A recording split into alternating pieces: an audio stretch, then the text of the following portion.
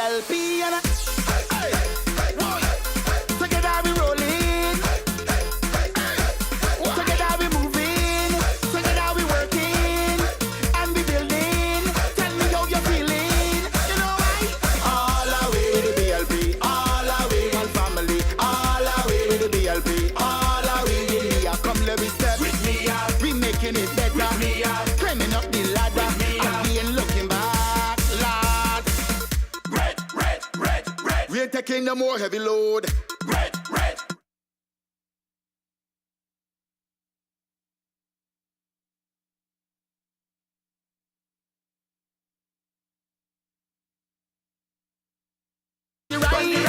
We rolling with BLP and we making everything right. Together we rolling, together we moving, together we working and we building. Tell me how you're feeling. You know why? All the way with the BLP, all the way one family, all the way with the BLP, all the way with me. Come let me step with me. We making it better. With me, climbing up the ladder. With me, we ain't looking back, lad. Together we rolling, together we moving, together we working and we building. Tell me how you're feeling. You know why? Howdy, BLP got the place crowdy. All aboard? Yeah. You ready to roll? Yeah. Can I talk just a little bit? Can I really talk just a little bit? Can I really talk just a little bit? Hold on. Now is the time. Everybody ready? Go tell your friends. Tell your whole family. Tell the stranger upon the left. Tell the stranger upon the right. We rolling with BLP. It's one chance to make this right. Together we rolling. Together we moving. Together we working and we building. Tell me how you're feeling. You know why? All the way with the BLP, all the way one family, all the way with the BLP, all the way with me. Come let me step with me. We making it better. With me, climbing up the ladder. With me, we ain't looking back, lad. Everybody know, come get aboard. Yeah. We ain't taking no more heavy load. No. Let me come together and make things better. Now we ready for the road. We don't want no drama. No, get on board with me. It's one big family and we roll. BLP and together we rolling, together we moving, together we working and we building. Tell me how you're feeling. You know why? All the way with the BLP, all the way one family, all the way with the BLP, all the way with me. Come let me step with me. We making it better. With me, climbing up the ladder. With me, and we ain't looking back, lad. Red. We ain't taking no more heavy load. Red. We ain't taking no more. Now is the time. Everybody ready? Go tell your friends. Tell your whole family. Tell the stranger upon the left. Tell the stranger upon the right. We rolling with BLP and we making everything right. Together we rolling. Together we moving. Together we working and we building. Tell me how you're feeling. You know why? All the way with the BLP, all the way one family, all the way with the BLP, all the way with me. Come let me step with me. We making it better. With me, climbing up the ladder. With me, we ain't looking back, lad. Together we rolling, together we moving, together we working and we building. Tell me how you're feeling. You know why? All the way with the BLP, all the way one family, all the way with the BLP, all the way with me. Come let me step with me. We making it better. With me, climbing up the ladder. With me, we ain't looking back, lad.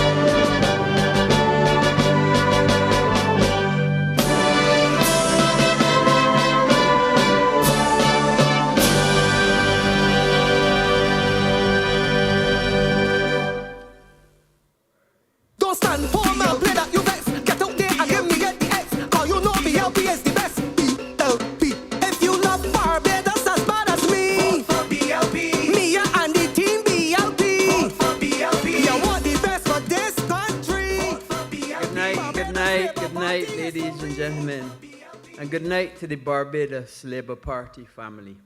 As we come tonight to introduce to the people of Barbados a wonderful lady who will do an extremely good job in being the next representative for the constituency of St. Philip West. And we look forward to her going up the steps of Parliament when and after the next meeting of the Parliament of Barbados.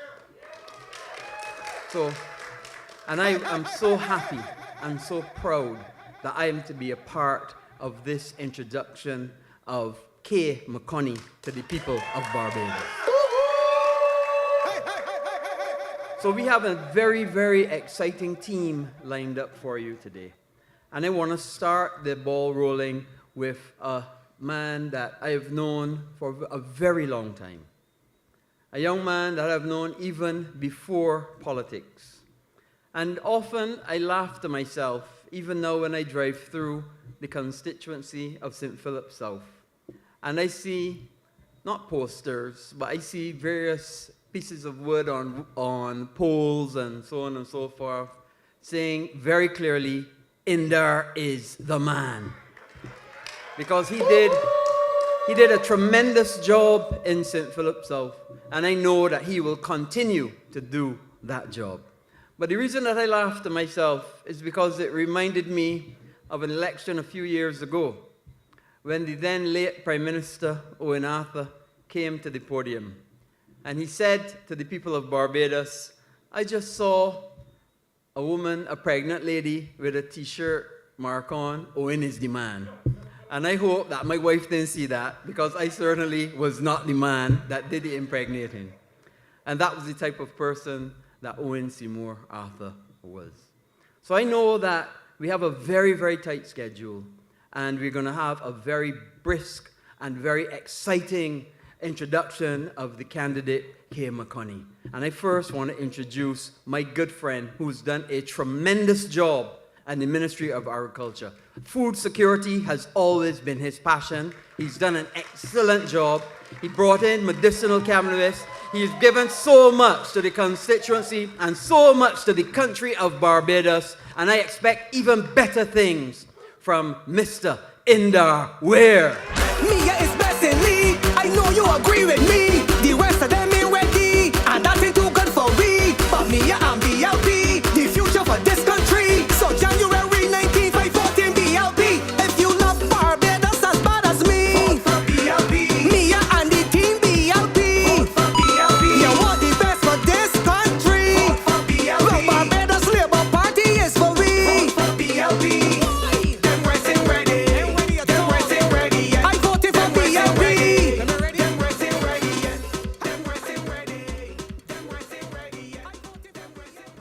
A very good night to all of you.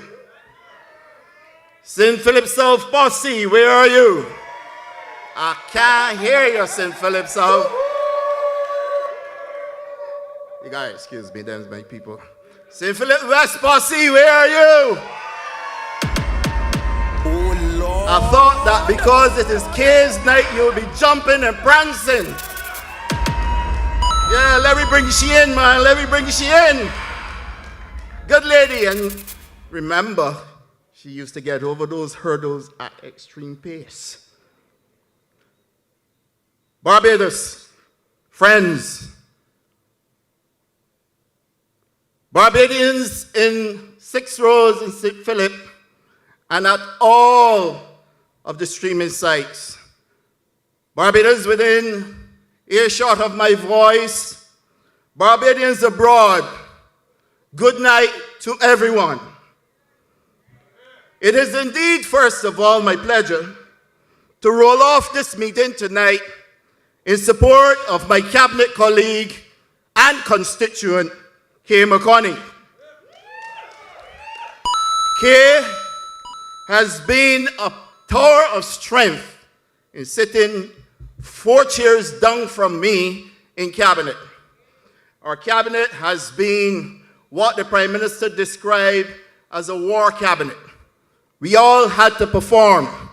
She has a ministry where she needed to bring about transformation in innovation and technology. And I stand proud tonight to tell all of you that the focus and direction that she brought to her ministry, she has started the transformation with communication in Barbados. And I believe that all of you will agree that when she is finished with that transformational program, our ID cards, with driver's license, communication within Bridgetown, all the whole suite of changes that would take place, Kay would bring Barbados into the 21st century. But I want to say to you, ladies and gentlemen, that this Barbados Labour Party team is a team that has been carefully selected, one that will continue to deliver for this country. We came into government in 2018 against a backdrop where this country was known as a country that produced the lost decade. We Barbadians could not have been proud knowing that a government took pleasure in saying that sewage in the streets doesn't mean that people's lives are gone, and therefore we should learn to live with it. This is the government that took over where we were told that potholes were only a transitory inconvenience. Where we were told the sky isn't falling in. What are you complaining about? You can still eat fast food. And I'm not going to call the brand that the person mentioned. But I said that to say to you that we have now embarked on a journey where Barbados, its economy has been transformed in many regards. We certainly have been able to protect our dollar. Education is now free for our children, from kindergarten right through to university to PhD. There's no more sewage in the streets. We're getting our garbage collected, and mine gets collected. I recall going into the Fairchild Street bus terminal a Thursday before Good Friday with my good friend, William Duguid, who was then Minister of Transport. And we sought to engage the passengers who were in the terminal waiting. And the one common cry that we had from all of them was that they were waiting for hours upon hours to get a bus. Passengers who live in Halton and Kendall, Halton being in Kay's constituency, passengers who live in Chapel, Church Village where I grew up, all spoke to me. And they all reminded me of the days when we had C. Lucas bus and it wasn't so bad. Today, we have buses that if you don't listen carefully, they will drive past you because they're the best thing in the Caribbean.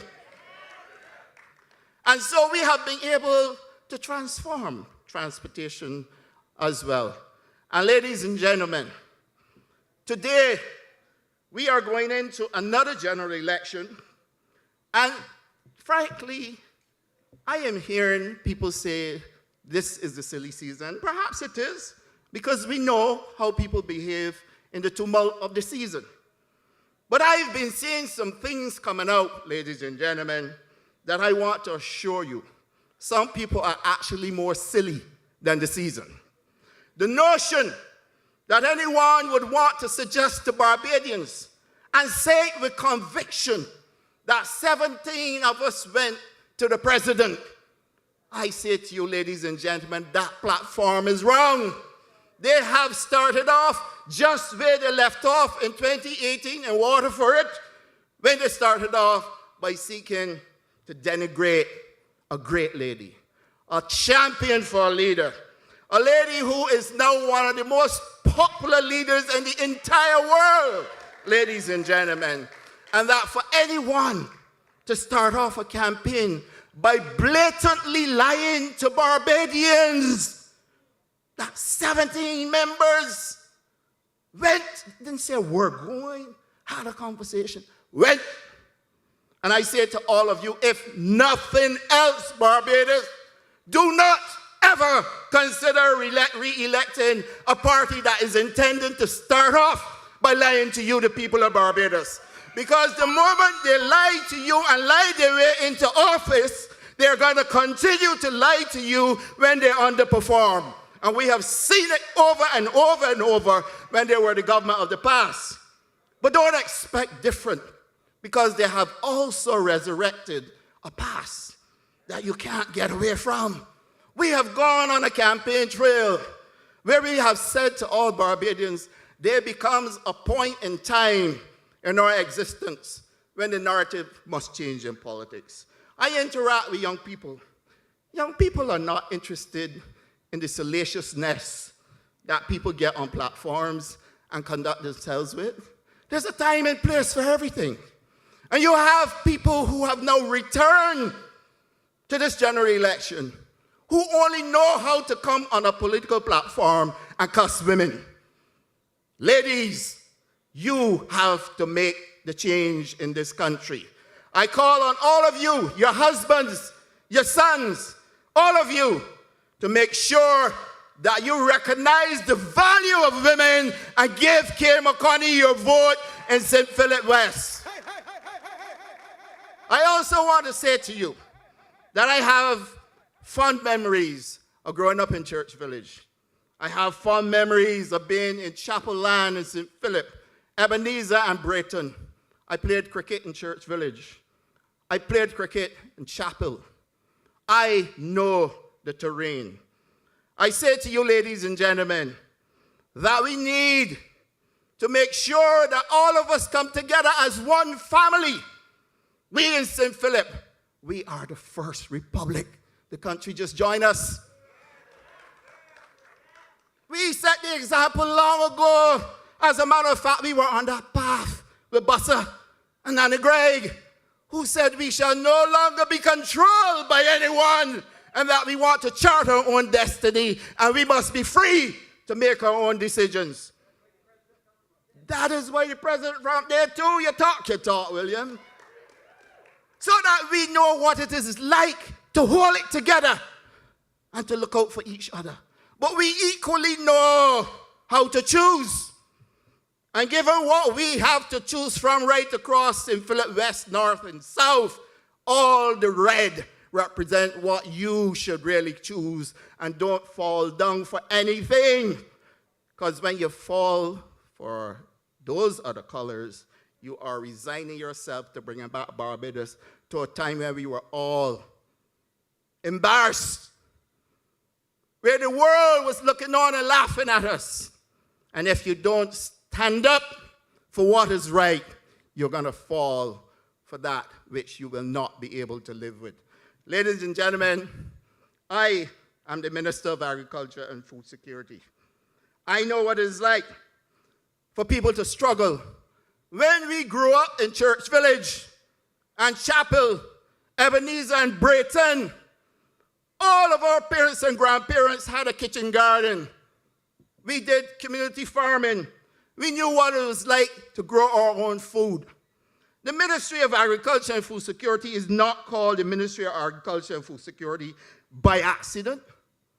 It is called the Ministry of Agriculture and Food Security because deliberately we had to, one, respond to United Nations mandate for zero hunger by 2030. And it takes a visionary leader who understands what the world is asking of us to be able to create a ministry called the Ministry of Agriculture and Food Security. And in that ministry, ladies and gentlemen, we have done a number of things to make sure the people in rural districts are able to be secured, are able to make a living whilst at the same time have food on the table. But, you know, I've always been a firm believer in a man who has brought tremendous success to a company called General Electric. That man is Jack Welch. Jack Welch, coincidentally, were referred by his staff as a hard taskmaster. Some went as far as saying that he's a dictator. What is common between Jack Welch and our political leader, Prime Minister of Barbados, Mayor Amor Motley? Transformation. Transformation, ladies and gentlemen. She took a country that was on the brink and transformed it in 2018 and 19 to make us a country that the world wanted to be associated with again. Where are bonds everybody wants to buy? Where, when hitherto, nobody wanted to lend us money. But suddenly, everybody now is asking us to borrow money at special rates. Everybody's lining up to lend Barbados money now. So when you hear the criticism about, oh, the debt, there was a time in this country when we had debt and nobody didn't want to lend me money. So we had to create the debt ourselves by going to the central bank and creating local domestic debt. That is not happening. But here's what our Prime Minister was able to do. And I have to quote from Jack Welch, because I think this will set the tone for what we really need to understand as a people. Jack Welch said, the mission announces exactly where you are going. The values describe the behaviors that will get you there. Note the behaviors of the other side. They are void of values. They are void of substance. But whilst we here on this side, we are able to transform, do all the transformational work, and I mentioned some of them to you. In the Ministry of Agriculture, we were long aware of what climate change was about to do to Barbados. We were well aware, many, many years before my time, that with climate change coming, we can no longer depend on rain-fed agriculture. That the rainfall patterns have changed. And that therefore, if you are going to do agriculture, the only way you're going to get increased production is by being able to provide water for the farmers. Up there at River, the farmers were complaining right there in St. Philip North in Sonia's constituency. They complained government after government. They complained for a full 10 years under the last administration. Nothing was done. People started to block the stream, disadvantaging their colleagues downstream. We intervened. We had a look. We went on a site visit with the Prime Minister, and she said to me, Indar, take me to the other sites in Barbados where we are having a problem with water. We then went to Spring Hall. We looked at Spring Hall. We went to Haggards. And we looked at Haggards, and she said, my God, Indar, I want this place transformed. People used to drive past here and see all the fruit trees, stop by to pick cherries and every brand of local fruit. I want this returned. And we are now in the process. We have completed a dam at Haggards so that water can be provided at Haggards so we can get the transformation down there and you can get all the fruit trees back down there again. We have gone to River, and we were hoping to finish the dam at River for the rainy season of 2021. But River, by dint of its name, when they were finished creating the dam, at the bottom of the dam where you put the line in, they had water streaming up. It's a river, it's a spring passing through, so they then had to find a way to divert the water before putting in the line in. The line in is going to go in this month. And for this year's rainy season, we're going to be able to provide the farmers a river in St. Philip in Sonia Brown's constituency, where constituents from St. Philip West also go to do farming so that they can have access to a continuous supply of water, and in the dry season, they can still continue to grow their crops, and then will be able to produce a lot of the crops that we have to resort to importing simply because we're having problems with prolonged droughts. Ladies and gentlemen, you are seeing a government that is working. We are going to go, ladies and gentlemen, to the north of the island. The farmers at Spring Hall have been complaining. The well's running dry. Can't get water. We have also had a paper that went to cabinet to provide 75 million gallons of water at Spring Hall so that the farmers down there will have a year-round supply of water as well. And when we expand the feed program, where we are giving people who graduate from the feed program farmers empowerment and enfranchisement drive right across Barbados. An opportunity to be able to be trained to understand business. Then we give you the land at a minuscule $300 an acre per year. We give you all of the inputs, the drip line, the seedlings, cultivate the land and get you going. And then we turn around and take 40% of your supplies so that you have access to market. That is what this government is doing for Barbadians. That is what we are doing for agriculture. So that all of you in St. Philip West, St. Philip South, St. Philip North, you have opportunities that were not there before. And I say to all of you that we have now started a project which is called Project Care. So that in every community where you have people who just want to grow their own food in the community, help each other, a fellow that will not normally get vegetables, somebody else that may engage in petty larceny because they want a pineapple. We have now put in systems in place where we're going to cultivate the land for free in all of those communities, give you all the seedlings, all the drip lines, all the technical support, and get you going so that we can get to community farming as well. Backyard farming is where we are going back to. And you think we were done? All of this I did in 2.5 years, but I ain't finished. You know that on all of the farms where we had sugarcane growing that were under government, under BAMC, for decades, for many, many years, and the Prime Minister spoke about it last night. You had females who were working in those fields all year round and no bathroom facilities, none whatsoever. And you reached the point where when they had to answer a call in nature, they're going in a cane field, they're going in a bush. Some had to leave and go to the nearest residence and ask for an opportunity to use a bathroom. We just created, right across the BAMC farms in Barbados, state-of-the-art bathroom facilities and lunchrooms. And when I say state-of-the-art, I mean state-of-the-art. They're driven by solar power. They have the charging port for your mobile phones, and the bathrooms are retrofitted so that the females will have the sanitary disposals as well. That is what you call transformation, ladies and gentlemen. That is what we have been busy doing. And I say to all of you, if you have a country where after all the work we were doing between 2018 and 2019, and then up came a COVID pandemic, and in 2020, we all had to stop. We had to pause.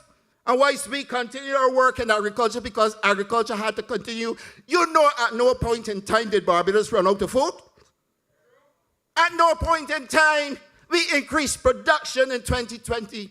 We went as far as having gluts in poultry, too much pork.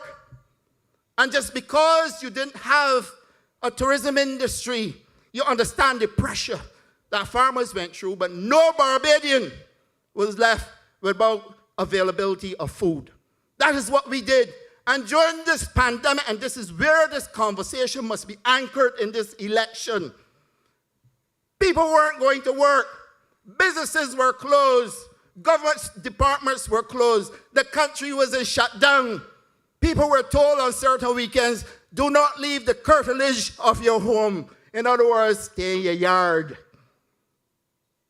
How then can you get to do the other things that these jokers are complaining about and saying that we underperform? Country shut down. We had to respond early to determine that we were not going to put COVID patients at the QEH with sick people. And so we opened the Harrison's Point facility to make sure that we isolated COVID patients so that they don't go to the QEH and make those sick patients sick, and then we get a higher death rate than what we had. And we managed this. We ranked 10th in the world at one stage, beating first world countries as a small island developing state. This is what Barbados did. And so, ladies and gentlemen, when 2021 came, we went through a war shutdown as well. But we only now came out somewhere around July, August. And we even come out good because the numbers are continue to climb. So how then do you call upon this government and say we did nothing or that we didn't perform? And come on, let's get serious. Because the conversation is going in the wrong direction to make all of you believe that nothing happened between 2020 and 2021. Ladies and gentlemen, as I leave this lectern, I want to say to all of you, you have a choice. You have a choice. And I'm saying to you, I will not give up a leader who's about one of the best in the world for somebody that he has never even been accepted in an election. Has not even been accepted. And I will not give up a government that has done so much transformational work in this country for one that has failed previously and then coming back with people who never sat in the cabinet nor parliament. Ladies and gentlemen, St. Philip West, Barbados Labour Party. St. Philip North, Barbados Labour Party. And I'm tempted to say we got St. Philip South, but St. Philip South, Barbados Labour Party. Good night, may God bless you. The rest of them ain't ready, and that ain't too good for we. But me and BLP, the future for this country. So January 19th, 514 BLP. If you love Barbados as bad as me, vote for BLP. Me and the team BLP. Vote for BLP. You want the best for this country. Vote for BLP. Well, Barbados Labour Party is for we. Vote for BLP. Them West ain't ready. Give it up for Mr. Indar Rear. Thank you. Indar is the man. But they ain't got no pregnant ladies in here, right? Mark, with that in? No, okay. All right. So, what a wonderful presentation by Mr. Indar Rear. You know, as he spoke, it made me realize and remember. Whenever this country is in difficulty, it sends for the Barbados Labour Party. In 1994, we sent for the Barbados Labour Party. In 2018, again, send for the Barbados Labour Party. And the Barbados Labour Party, whenever they come into office, they do an excellent job in rescuing and restoring Barbados to what it should be. And at the end of the day, we all know that we are in safe hands. We are in safe hands with Mia and the Barbados Labour Party. What we in? Safe hands. What we in? What we in? Safe hands with Mia Motley and the Barbados Labour Party. What a country that knows and can clearly see what the Barbados Labour Party has done in 3 short years. Go back to the Pitbull, where he didn't understand what to do to fix the country. Would you go back to Lashes, where he didn't understand what to do to fix the country, and all of a sudden, in 3 short years, they know how to fix it? Would you go to Verla, that never even lead in a dance, further less to lead a country? Would the people of Barbados know that they are in safe hands with Mia Motley and the Barbados Labour Party? And ladies and gentlemen, all of you, I want you to get out in your numbers. And all of you that can hear my voice, be it here or at the various satellite locations or across the diaspora, indeed across Barbados. When you go to the polls on the 19th, there is only one choice: the Barbados Labour Party candidate in your constituency. And I want you all to get out in your numbers and vote the intent and vote to keep Barbados safe, because the Barbados Labour Party has worked hard through the pandemic, through the volcanic, and through the cyclonic. And at all 3 times, we have taken this country forward. Yes, there have been problems, but we are up to the task. The Prime Minister told you, give her the vote and watch her. Has she not done what she wanted to do? Has she not protected you? Has she not given you that sense of safety, that sense of security, that sense of knowing that your future is secure in Barbados with the Barbados Labour Party? Ladies and gentlemen, you're in safe hands with Mia Motley and the Barbados Labour Party. I now want to introduce the next speaker. The next speaker has roots in a constituency that I've represented for many, many years. Her name is Shanika Roberts, and she is a firebrand and a definite speaker, a definite strong voice for the youth. And I am proud to tell you that her future is so bright, I should really be wearing shades. So ladies and gentlemen, let me introduce Shanika Roberts-Odle to this podium. Them racing ready. Them racing ready. I voted for BLP. Them racing ready. Them racing ready. Them racing ready. I voted for BLP. Them racing ready. But me up care about you. We love the BLP crew. Cause we get back free free and look how the bus is running smooth. Look how the sewage move. We know got things to do. So January 19th, come and get in the groove. If you love Barbados as bad as me. Vote for BLP. Mia and the team BLP. Good night, family. Good night, my St. Philip West family. My BLP family. My Barbados family, both here and abroad. Good night. It is a blessing to be here with you tonight. It is a blessing anytime I can speak about the goodness of K. McConney and about the hard work of the Barbados Labour Party. It's been 3 years. Can you believe it? I feel like we have lived many lives in that time. But like the song says, the strongest soldiers get the hardest fight. And you cannot tell me that we don't have the strongest soldiers in this country, in Mia Amor Motley, and in this cabinet. In 2018, we hit the ground running, firing on all cylinders. We knew the mission was critical. We had to save the country. We had to rescue ourselves out of the disgusting and deplorable state that the Democratic Labour Party left us in. Devaluation hanging above our head like a guillotine. Debt piling high. And it was making no sense. What did we spend the money on? Where did it go? But this Barbados Labour Party said we were going to face it and fix it. We declared the issue was not going to faze us. We paused our creditors. We negotiated better deals, and we saved our dollar. That cannot be sneezed at. It can never be forgotten. We repositioned Barbados on the world stage. We let the international community know Barbados was back and better than ever. But it was as though the good Lord himself said, I'm giving you the strongest soldier because I know he can take you through the hardest fight. Because then we got hit after hit after hit. COVID, Ash, Elsa. But in life, my mother always said to me, you got 3 options when challenges hit you. You can go over, you can go under, or you can go right through. Because you can't turn back. So when Mia Amor Motley realized that COVID was hitting us, before it even landed here, she said, all right, Bajans, take my hand.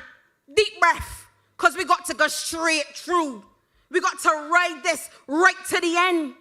And she leveraged every relationship, every person she knew, called in every favor, so she could make sure that the medical community in this country had sufficient PPE, that we had sufficient masks, shields, and sanitizers to see us through. And no one can tell me any differently, because when I brought an idea to this cabinet that said we could 3D print masks and shields here at SJPI, they jumped on it. They gave me the opportunity and said, run with this. And SJPI was able to do it. We were able to do that here with Barbadian minds, Barbadian hands, and Barbadian innovation and ingenuity. Mia Amor Motley and this cabinet believes in Barbadians. We can do anything we set our minds to, but we must be together. We must be in unison. We must understand the problems and know that we will face them together. She ensured that Richard in Oistings and Ernesta in Pike Corner, good night Ernesta, that we could get everything that we need to see us through. Not just talking about PPE, but when countries in this world were piling bodies high outside of their hospitals, having to get refrigerator trucks to hold their dead, Barbados was in a different situation. We had vaccines, we had tests. We knew we were in safe hands. With Mia Amor Multi, there are no safer hands. She created a separate isolation facility to make sure that you didn't have to risk COVID to go down to the hospital. She tried however she could to minimize the risk. She ensured that she created, along with her cabinet, one of the most comprehensive social networks and programs I have ever seen throughout this world regarding COVID. You had the $600 program to give you a little something for those families who were real rough off. The Adopt a Family program that allowed those with a little bit more to share with those with a little bit less. The care packages that went far and wide through this country. You had support for the creative sector, support for the entertainment sector, support for the retail sector. She left no one out if she could. She stretched every dollar like every good Barbadian mother would. And she did her best to make sure we were covered. But not only that, in the midst of the worst pandemic ever, she created jobs. You could believe that? When every place was shutting down, she saw the need to have people in the COVID monitoring unit and at the isolation centers so you could answer a question, so you could get a little care, someone to provide guidance in those rough times. And yet, the good Lord said, all right, when it's steady, I know when I got safe hands, right? I can give you, soldier, a little bit more work. And we had the ash. And as I said to my Vincentian friend, you know, I thank you for it. You know, the grass is growing a little bit better now, so I thank you. But it was rough. To look out your window and see the blackest night in the middle of the day was rough. And even in the face of that, Mia Amor Motley said, you know what? I can turn this problem into solution. She went ahead and hired unemployed Barbadian men and women, a lot of them young, and said, let me give you an opportunity to contribute to this country and still make some money. And she created the ash cleanup program. You could not want better than that. So while Verla and Joe with his, whatever he calling himself these days, are sitting there and going, objection, objection, objection, Mia Amor Molly is thinking solution, solution, solution. Because we got to get through. That is leadership. That is vision. That is the only thing that is going to see us through the rest of COVID. Because make no mistake, we are deep in the thick of COVID. Don't let them fool you. And then, to top it all off, it was as though some Bajan somewhere was singing, let it go. Because here came Elsa and the freak storm. And the good Lord said, I have given you the strongest soldier, so I know you can handle a little bit more fight. And as soon as it was over, our members of cabinet were on the ground in their constituencies, working with the DEO, making sure that they could find all of those who were in rough situations, that Elsa hit hard, to say to them, look, let me give you an option. You could get the material and you could find somebody to do the work, or if you were in a bad situation, we got you covered. Safe hands. We can see you through. We found shelter for those who were in terrible conditions, and we found work for those small contractors who needed that kind of work. We found synergy in Barbados to put those in need together with those who could help. And we made it happen in spite of Ilsa. But you know, my St. Philip West family knows good and well that all of those who say all they want about Kay, they can't say she don't work hard. Because she was on the ground, and Elsa, I know I was with her. And a lot of you in here were with her. Visiting houses, talking to people, taking packages, finding out what you needed in St. Philip West who were rough off, and how we could see you through. Over, under, or through. Those are the only options when faced with adversity. And don't let the Democratic Labour Party fool you. They had one crisis to fix and brought this country to its knees. We have had 3, and the ship is still sailing right. So tell me who you want for captain and crew, because it could only be the Barbados Labour Party. But even in the face of 3 crises, you would think that that was all that could have been done. It was not. We did not forget about the youth of this country, because I stood in the highways and byways last election, and I promised the youth of this country we were going to try our best to see you through. We put back free education, and don't let Verla fool you. She was part of those people who said you didn't deserve an opportunity. Let Mr. Cave know that I ain't forget about he. He was on the front page of the paper talking about winners should have to pay. So let him know that we ain't forget he tried to kick down the ladder. But we also went ahead and launched the National Training Initiative, training 60,000 people in 2 years. That ain't easy. But we did. Trust loans.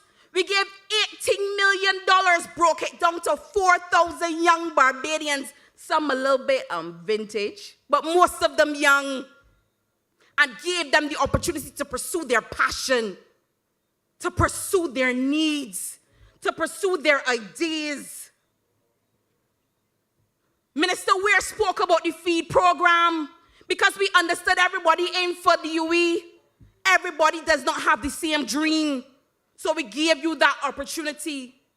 We heard young Barbadians when they spoke about the need to protect the environment and the need for transportation, because you should never be at a bus stop till Thy Kingdom come waiting for a bus. So we brought clean electric buses to you, so you could ride in style with Wi-Fi and AC. But the Democratic Labour Party wants to talk a lot of foolishness. But the thing is, we think ahead. We recognize we can't buy all buses the same time. Kadir, we're doing a lot. So we initiated the TAP program, give small men with vans an opportunity to service all of the country to make sure you could get where you needed to go.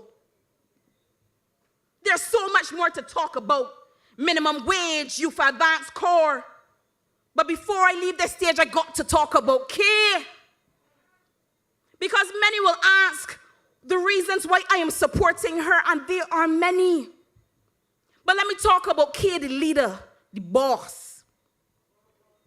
Kay believes that there should never be a divide between the two ends of our society. There should never be a divide between the vintage and the not so vintage. That we all have ideas and experience must work hand in hand together. Kay believes that any program her ministry puts out must pass the test for ordinary Barbadians. So she makes sure her ministry holds meetings so ordinary Barbadians could get a chance to say, well, that ain't working for me. Make it a little bigger. Do something a little different. That is a woman who understands that policy must function for people, not the other way around. Kay, the friend, because she has become my friend. Kay is a woman who will see you and see you. See what you're feeling. See that everything ain't quite right. And understand. She can stop you and say, but hold on, talk to me. Let me have a conversation. What's going on? And finally, Kay the person. Kay to me, and she doesn't know this probably, is part of the inspiration of what I want to be. I want to be a woman who has grabbed Barbados' promise with both hands. I want to be the vision that my mother and grandmother had for me. It's a woman who understands service must come first because Barbados has given me so much. And I must give back to Barbados. And I must do so wholeheartedly, unreservedly, and unashamedly. She is not bombastic. She's not about to fight with you. Kay would rather work with you, join hands with you, form unity with you, solve problems with you. That is the kind of representation St. Philip West needs. That is a woman we need in Parliament. So when the 19th of January lands, don't let it be no thought. Don't miss a beat. You want someone who is going to be there with you. Not someone who is going to say, well, you didn't choose me this time, so I can pack up my 2 tatlings and go along to my big house. You want a woman who understands that representation is continuous. Service is insurmountable. Service must happen. It is the hill upon which we all must seek to die. But Kay will continue. She will work with St. Philip West and make it happen. So go with Kay and go with the Barbados Labour Party. Good night. Future for this country. So January 19th, I vote in BLP. If you love Barbados as bad as me, vote for BLP. Mia and the team BLP. Vote for BLP. You want the best for this country. Vote for BLP. The Barbados Labour Party is for we. Vote for BLP. Them racing ready. Them racing ready. I voted for BLP. Them racing ready. Them racing ready. Them racing ready. I voted for BLP. Didn't I tell you that she is a firebrand? You see what depth we have in the Barbados Labour Party. Not only do we have an excellent set of members of Parliament, but we also have an excellent set of young people ready to come and take up the mantle as others go on to other things. And one of those people that will be taking up that mantle is Kay McConney and the constituency of St. Philip West. Ladies and gentlemen, this is a very, very serious time in our country. You, the people of Barbados, have to choose a path. Are you going to stay with safe and secure hands in Mia Motley and the Barbados Labour Party? Are you going to stay with tried and tested hands that have proven that they could handle whatever is thrown at them? Or are you going to take a chance with untried and untested Inverla de Pisa? Well, I say no to that. And I will remind them with my vote. And I want all of you to get out and remind them with your vote. I want you to remind them about the downgrades that they caused this country.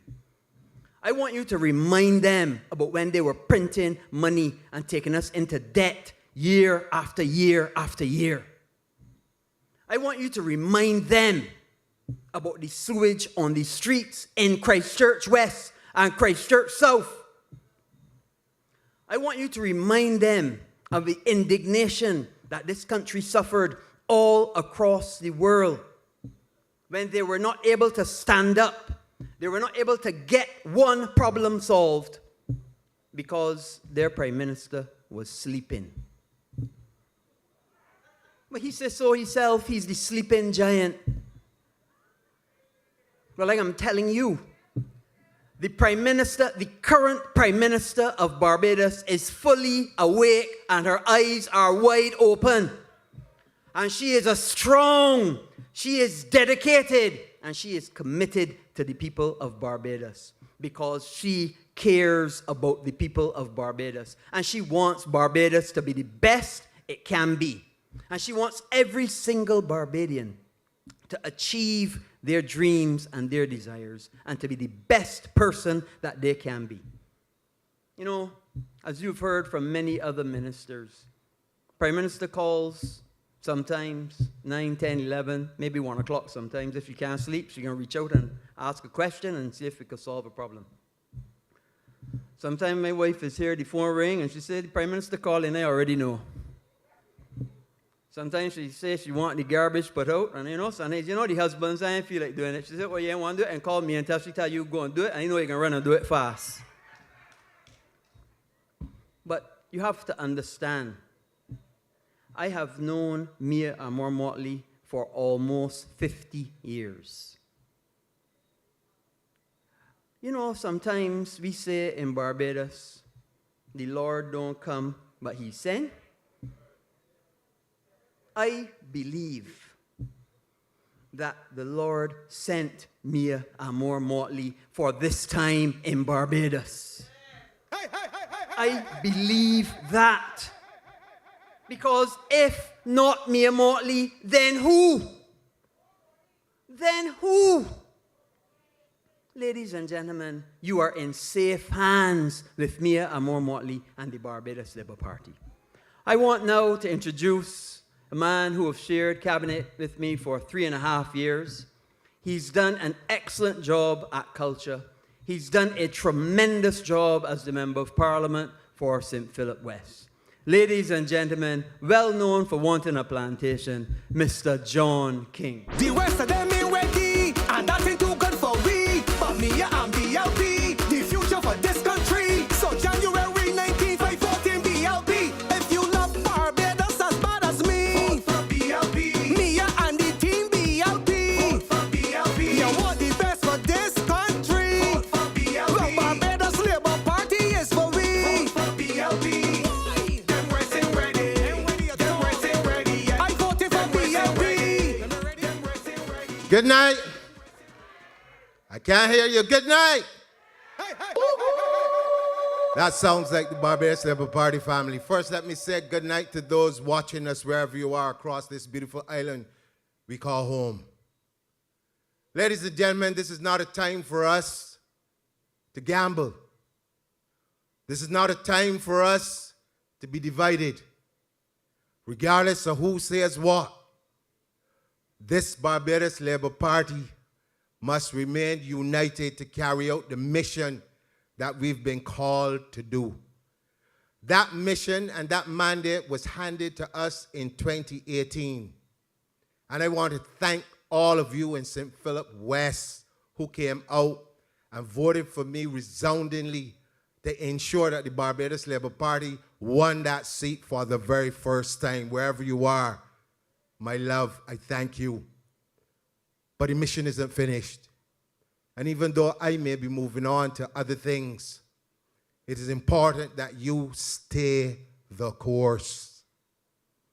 It is important that you think about your future. This election is about trust.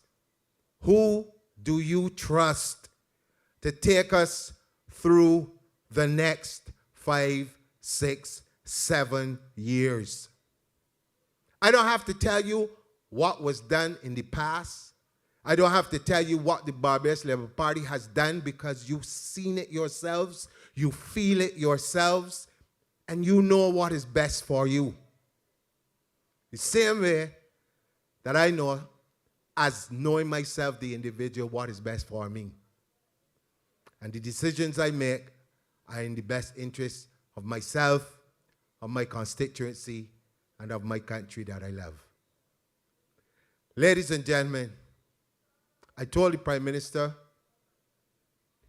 that if there was one person that I would put my hands up and say, I would love to see this person come in and take over from me after I told her that I no longer wanted to do it for my reasons. I've known Kay for a long time. We go way back. I don't have to talk about her as an MP or none of those things because I've sat with her in cabinet. I know what she brings to the table.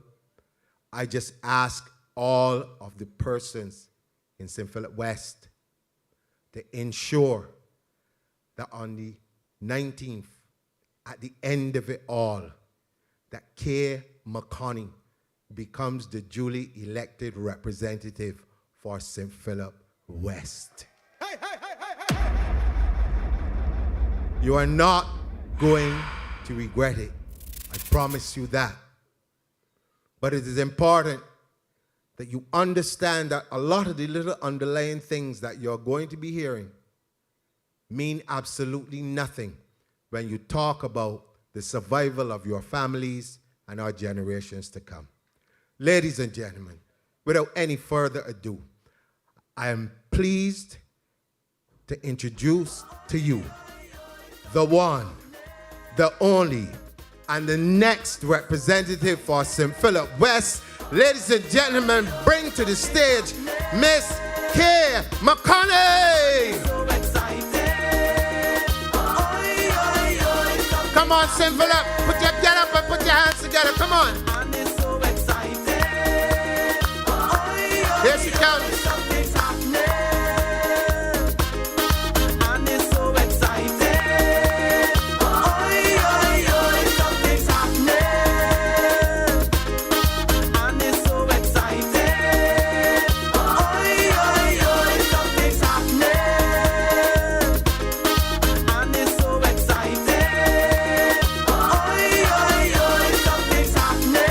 Something is indeed happening, ladies and gentlemen. Here she comes.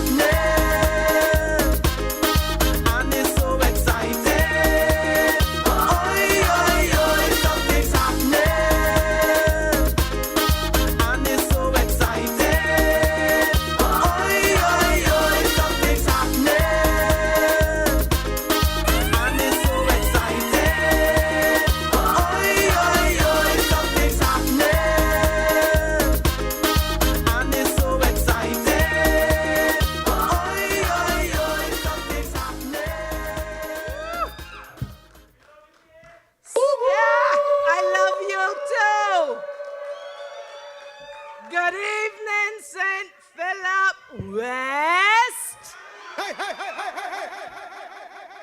Good evening, St. Philip West.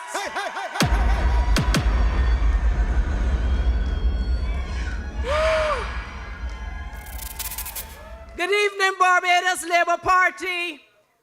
Good evening, Barbados, at home and abroad. Good evening to the world. I am here, heart, mind, soul, and family, ready to go the distance with you and on your behalf as your representative of St. Philip West. Those of you who are online, those of you who are at satellite locations in 6 Roads and at St. Patrick's Church, those of you who are live right here in the house for St. Philip West, those of you who will watch this later and those who will hear it from friends on WhatsApp, happy 2022 to you. You know, this is going to be one exciting election. It has already started to be so. And much is going to be said on platforms. Much have already been said in social media and other places. Much of it is fake news. But what I want all of the constituents of St. Philip West to know, and I want Barbados to know, after you have had all the information overload, after you have weighed all your options, I want you to know one thing about K. McConney. Know that I am in this because my heart is in it and because I am fully committed to serve. And I have been serving Barbados in one way or another, at home and abroad, since I was 9 years old. I am no stranger to service. I am no stranger to representation. At 9 years old, I was a member of the Barbados Children's Experimental Theater, the very first experimental theater in the performing arts for the development of young people. And I share that because it is one of the reasons I am standing on this stage now. Because it was through the performing arts that I was able to learn how to speak in public, to learn how to stand before an audience, and to learn how to represent.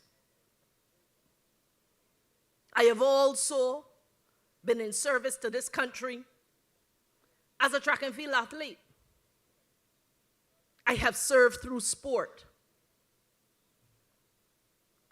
I have served this country when I was called to assist the now Prime Minister, who at that time, Mia Amor Motley, was the Minister of Education, Youth, and Culture. I was called to set up the Youth Entrepreneurship Scheme. I was but 25, 26 years old when that scheme was set up. And I share that because I am a child who was blessed with opportunity at a young age. And when we think of the young people in St. Philip West who are asking for a chance, I get you, because at 25, somebody gave me a chance, and a program that is now more than 25 years old exists so that the young people of this country can benefit. And I bring from that a story. About 2 weeks ago, I had a plumbing problem. And I thought back to one of the young men, Mr. Culpepper, who was a part of that entrepreneurship scheme. And I called Mr. Culpepper. I remember that when Mr. Culpepper used to come to the Youth Entrepreneurship Scheme, I would drop him home in St. Barnabas. When he came to my place to give his service, Culpepper was driving his own van. It is stories like that that make me feel proud, not just of the work that I have done, but of the work that the young people have done in the interest of lifting themselves up through programs that this Barbados Labour Party put in place long time ago. I look out in the audience right now and I see a man, Mr. Weeks. When I started to run and I declared my interest in running in St. Philip West, he is a member of St. Philip West. He's a constituent. And he came to me, and you know what Nigel said to me? He's right there. You ask him. He said, Kay, because of what you did for me, I will follow you to the end. To me, that says that you make a difference in people's lives. And in addition to serving in that capacity, I was also asked to serve Barbados internationally. I was Barbados's Consul General in Canada for 7 years. And people say, well, I hear about this consul general title, what it really is. If I were to wrap it up in one small sentence, the consul general takes care of Barbadians in the diaspora, outside of Barbados, in the jurisdiction where you are posted. And I spent 7 wonderful years working with our communities right there in Toronto.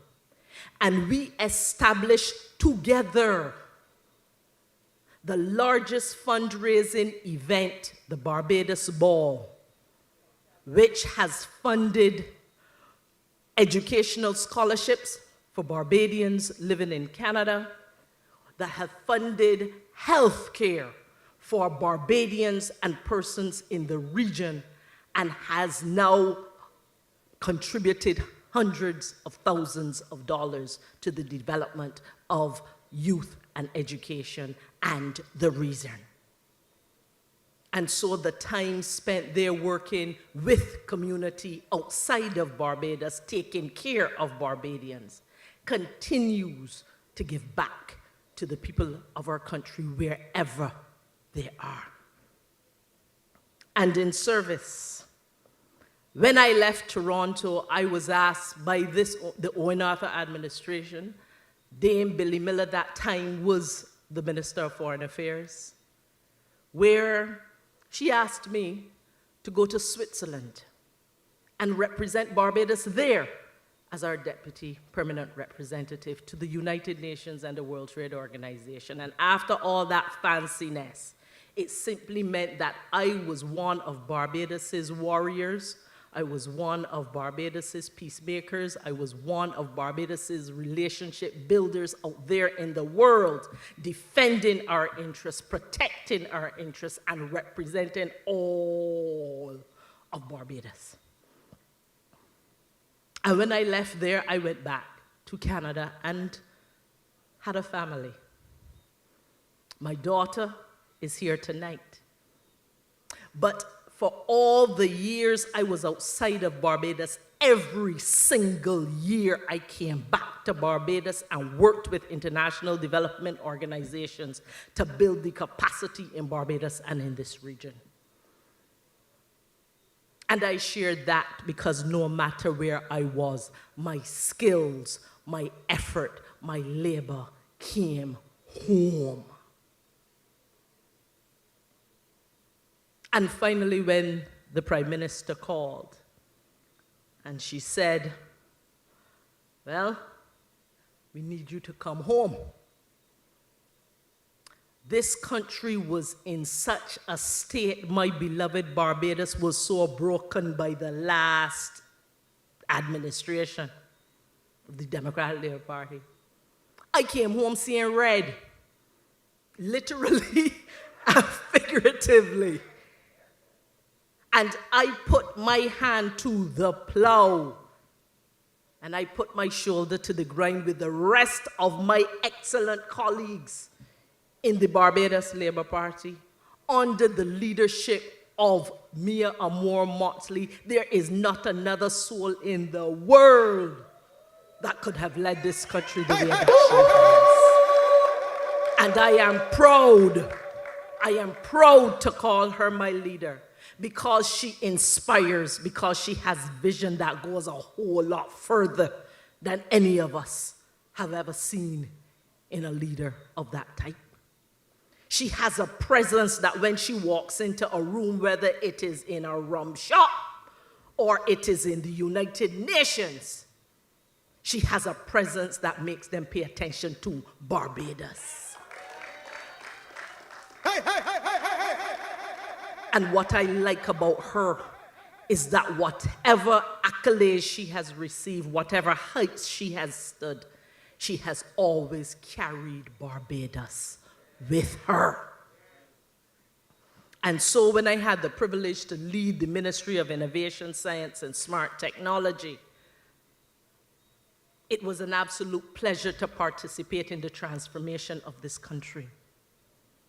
And as I see the time ticking away, I recognize I don't have as much time as I wish I did, but don't worry, we still have a few more days in this election.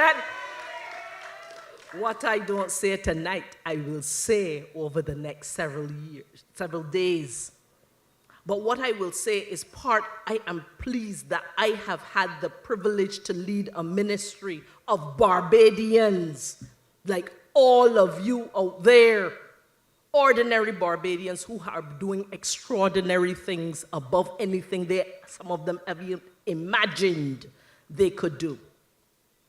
The certificate of character, many people would have told you, you wait 7 weeks, 8 weeks, sometimes, to get a certificate of character. You can get it in 24 hours. That is the Ministry of Innovation, Science, and Smart Technology. That is transformation. All professional licenses, whether you are a doctor, a nurse, a lawyer, or any other profession that requires a professional service, a professional license to practice, you now can pay for your license online. Prison inmates, those are two you have heard a lot of, but right now, prison inmates who receive funds from family. Just recently in September, we launched that ease of payment and that ease of transferring funds to members that you have, members of your family you have in the prison. And we have so far had over 293 users in just that short space of time and well over 1,000 transactions. You no longer have to leave home to go support your loved ones wherever they are, including in prison. That is the Ministry of Innovation, Science, and Technology. Supreme Court now can do their e-filing. What does that mean, and what does it mean to you? It means that lawyers now can file and pay those documents they need to file online. The days of clerks walking with lots of paper in hand to do what had to be done through a cumbersome process has been simplified. It is not done yet, and that is done in collaboration with the Supreme Court. The Barbados Fire Service, how many of you know now that those inspections that have to be done annually, you can now sign up, make an appointment, pay for them, and get your pass certificate online? That is the Ministry of Innovation, Science, and Smart Technology. This Barbados Labour Party, in its manifesto, said that we would provide free Wi-Fi in Bridgetown. And I wanted to tell you, Barbados, that has now begun. Currently, the Fairchild Street bus stand, the Princess Alice bus stand, the Bridgetown Fish Market, around the Treasury Building and the Library Service, they all have now free Wi-Fi. When you do your top up, it will last just a little longer because you don't have to use your data. And that project is not completed. It will complete at Cheapside Market, River Bus Road, River Bus Terminal, Jubilee Gardens, Broad Street, Swan Street, Suttle Street, Barbados Port Authority, the General Post Office, the Parliament Buildings. It is a continuing project that is there to benefit Barbadians. And what this Barbados Labour Party government decided and cabinet decided was that this free Wi-Fi should not just benefit businesses, but it must be extended into the surrounding neighborhoods so that ordinary people who may or may not be able to afford internet will be able to get access. And as the time continues to tick away quickly, I want to speak a little bit about community. And I leave myself for last. I have fallen in love with St. Philip West constituency. And the work with that constituency has already begun. There is a young man sitting in this audience by the name of Theo, who worked with me up to 3, 4, 5 weeks ago to set up a program we call Job Works. It is a program for young people seeking employment who either didn't have a CV, had a CV that could do with some improvement, who didn't know how to deal with cover letters, who didn't even know how to search for job opportunities. And so we have created a group using the technology where we not only help them in developing that, all of the tools they need to access, but where 3 out of those persons in less than 5 weeks are now employed.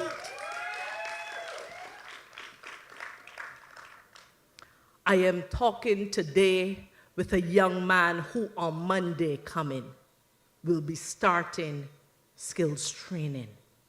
Why? Because he came to me and said, what I am doing is not what I want to do.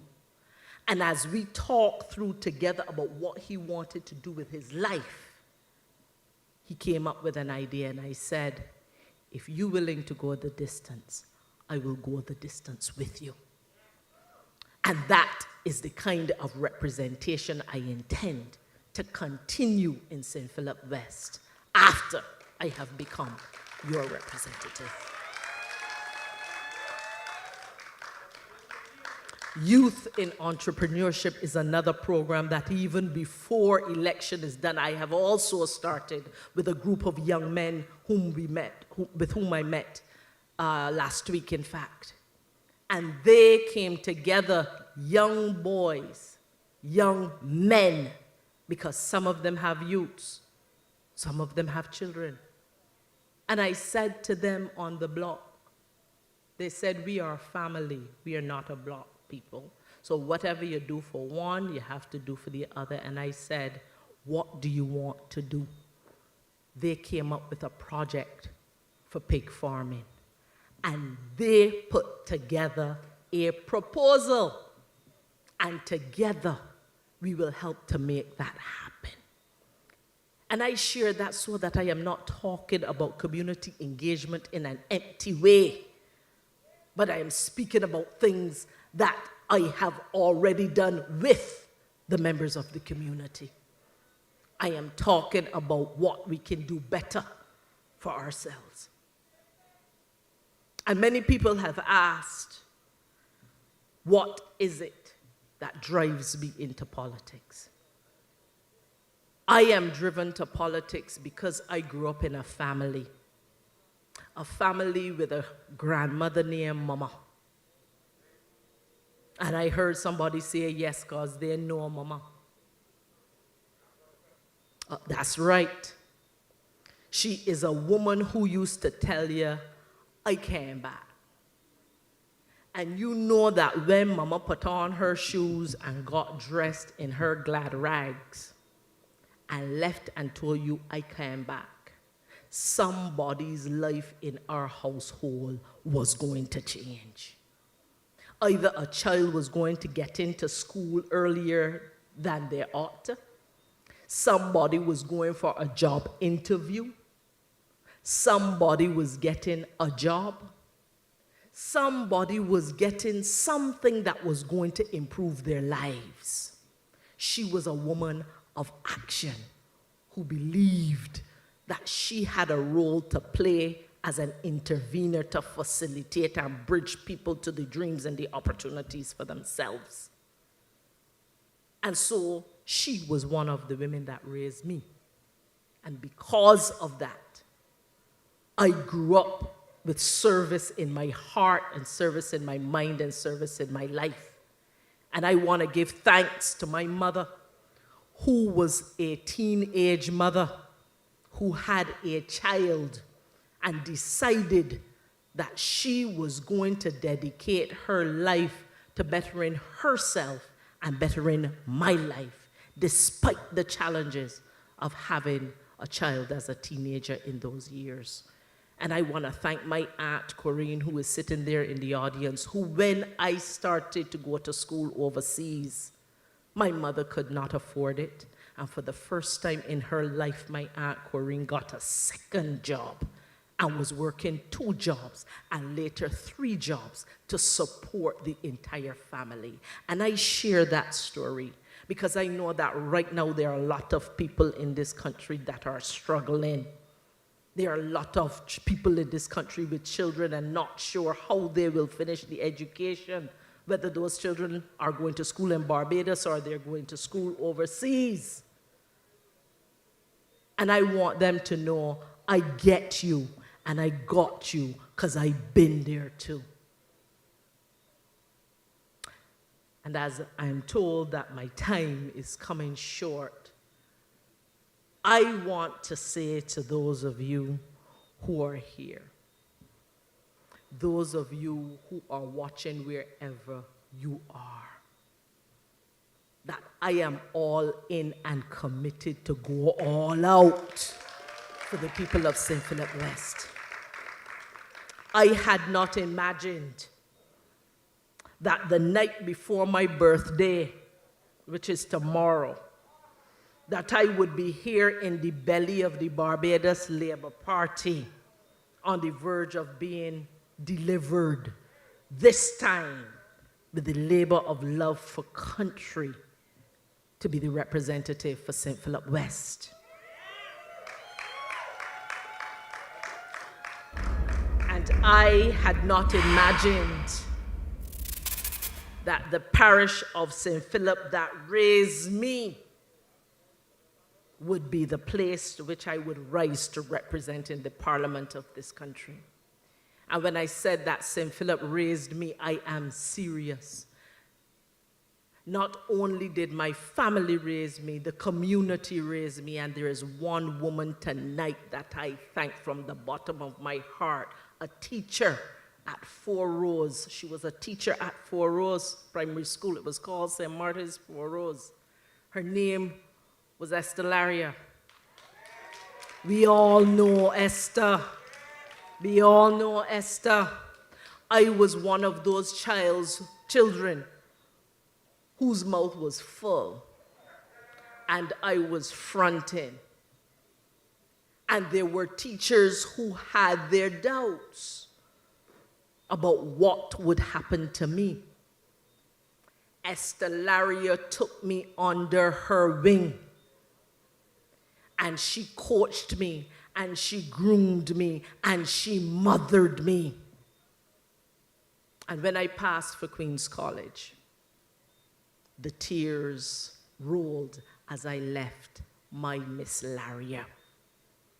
And to this day, she is the model of teacher that I believe all should aspire to.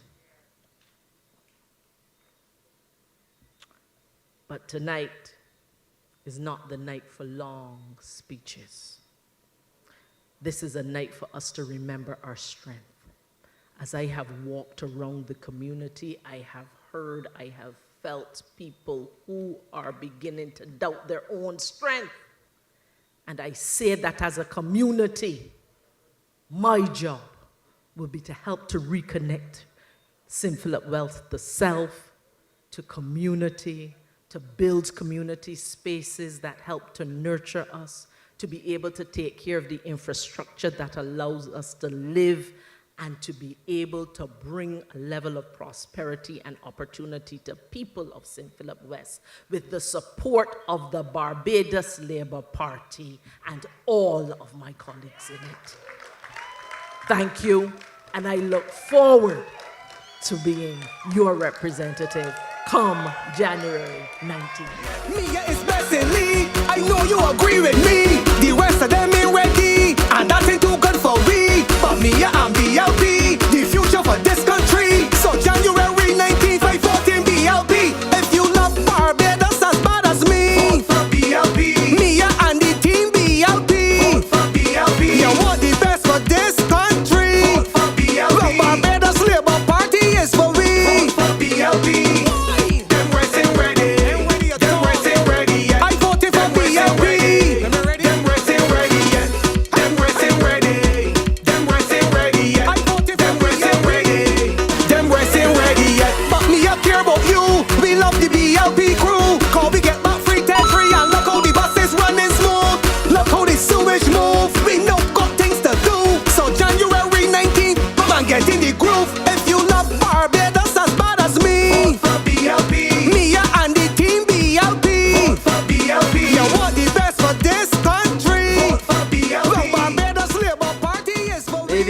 and gentlemen, what a wonderful lady in Kay McConney. She will make a fantastic representative for the people of St. Philip West. Time is short. I just got a few little things to say. First thing, and I want you to remember this, it is safer with Mia Motley and the Barbados Labour Party. I want you to remember to get out in your numbers. And in St. Philip West, vote for who? In St. Philip West, vote for who? In St. Philip North, vote for who? Sonia Brown. In St. Philip North, vote for who? And in St. Philip South, my good friend in Darwin. Ladies and gentlemen, good night and God bless you all. I'm so excited to forget my main man, Dwight Sutherland! Creating history and Dwight still easing the pain. We voted the same. It's Dwight Sutherland again. One time with Dwight, two times with Dwight. Let's do it right. Three times with Dwight, one time with Dwight, two times with Dwight. Let's do it right. Three times with Dwight. Dwight Sutherland for St. George South. Dwight Sutherland, keep his name in your mouth. Dwight Sutherland for St. George South. Dwight Sutherland, keep his name in your Good night, my Labour Party family. Good night to the people of St. George South. Good night, my good people of St. Philip West and St. Philip North. And of course, the Batman and Robin of the cabinet, St. Philip South. It gives me great pleasure this evening to speak after what I will term a diamond that has been unearthed in the constituency of St. Philip West. And I say to you, a diamond that has been unearthed, because listening to her tonight, you understand why she's the chosen one to replace my very good friend. And I want you to clap for John King. And I'm going to discuss some issues tonight. But we don't only have talent in the Labour Party, in the bosom of the Labour Party, to address the financial issues, to restructure our debt, to improve our foreign reserves from 440 million to 2.2 billion. We also have debt in the arsenal in what we saw tonight, just before me, in the human capital in Kay McConney, who has done a sterling job as Minister of Information, Science and Technology. And give her a hand for that. Me coming after Kay is like Colin Croft, those of you who understand cricket. After Sir Garfield Sobers score a 220 in a 50 over, and then Colin Croft walk out the bat, you know the people going to move.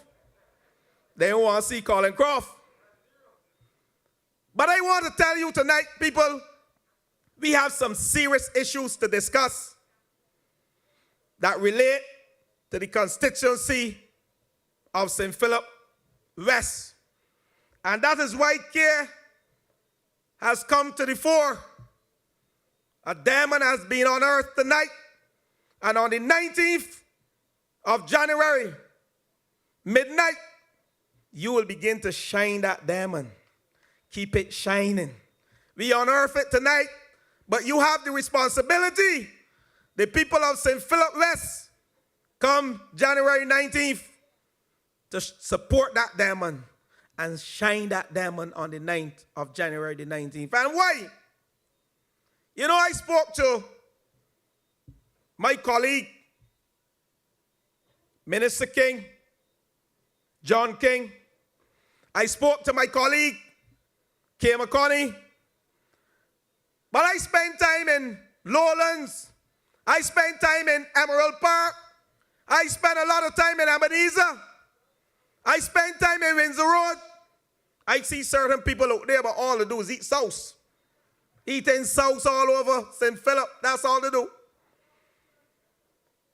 But I spend time, and I understood, I still understand the issues in St. Philip West. And you know there was a time in St. Philip West when persons stood by the bus stop for over 4 or 5 hours waiting for a bus in St. Philip West. Those days between 2008 and 2018. But thanks to Mayor Amor Mortley and my good friend who introduced me, William Duguid, and Ian Goodinezil, we are the first country in the Caribbean, and I hear it is even further, to purchase electric buses and have a fleet of electric buses in Barbados. To the point that no one, you don't hear anybody crying about a bus now. We formed the TAP program, the Transportation Augmentation Program, that has empowered young men and women, and not so young men and women, to own their own taxi to traverse St. Philip South and all over Barbados. Let me give you a little joke. A couple days in Ellerton, there's this man by the name of Ralphie. And a bus came down the street, and Ralphie wanted to catch the bus, and he ran to the bus. And he looked back, he heard somebody blowing the horn, and he looked at that bus, and he turned around, he saw another bus, and he looked at that one. And he went to the door, the first one, he ain't getting the first one. And he ran to the door, the second one, he ain't getting, you know, both of them left him. Both buses drive along and left Ralphie. The point here is that he had choices, he had 2 buses to choose from. Between 2008 and 2018, they had none to choose from. There ain't none. My people laughing, but it's true. It's true. Thank you. But I go further in St. Philip West with the issues. And you want to tell me that we're going to look back 20 years to take this country, 20 years to go back to vote for someone who diddly squat for the people in terms of development? We ain't looking back, we're going forward with McConney. A diamond has been unearthed tonight. But let me give one a little more facts. You know the portfolio that I hold? I still hold it. The Minister of Youth and Sports and Community Empowerment. And I can get down to some brass tacks tonight, because these are the hardcore facts. When you are in St. Philip West, you need to let people know. And I can list them. The lack of sporting and community activities partially became non-existent. No groups and facilities under the last administration. I can repeat that.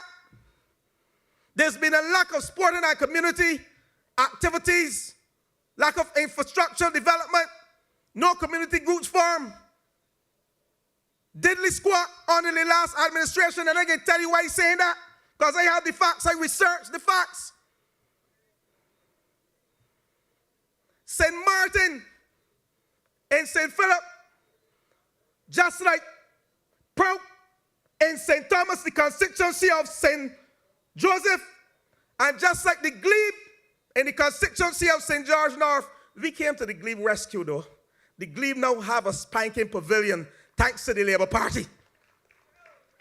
But under the Democratic Labour Party for 10 years, we started the project in Prout, we started the project in St. Martin's and in the Glebe. And when they came to office, they left it for 10 years. Thank you. That is what they did in St. Martin's. But that and all, Louders and Leadville have no playing facilities, I lie. Louders and Leadville We are now getting ready to address the issues in Louders and Leadville.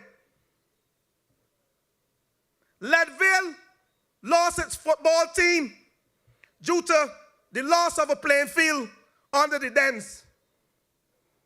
Leadville. Ebenezer, the same thing happened to Ebenezer. Mind you, they put it in housing. We don't have a difficulty with housing. But pray tell me, we have sufficient land in this country that you can use for community development, sporting development, and still agriculture right in there? Right, John? We have sufficient land in this country that we can do that. But they were not interested. Ebenezer was abandoned due to the lack of leadership in its community. And you heard McConney speaking about how she has met with the young men and she has started the entrepreneurship program. She has also met with them to start community youth groups. Under the Barbados Labour Party 2008 manifesto, we pledged to form youth groups. You know why? You know why you form these groups and why you form these sporting clubs within community? That's how you empower and you energize people. That's how Sir Garfield Sobers became so prominent from in the Bayland. That's how the most honorable Desmond Hayes became so prominent in Holders Hill. That is how the great sportsmen who graced this world on the international arena, not just nationally, and put Barbados on the map because there were sporting facilities and good community infrastructure. And I said to Kay, when we walked in the St. George North by-election, not knowing that tonight I would be standing here to help you unearth a diamond within the arsenal of the Barbados Labour Party. She asked me a few questions and she was smiling then as we walked through that flat rock area to help my colleague and running mate, Tony Moore.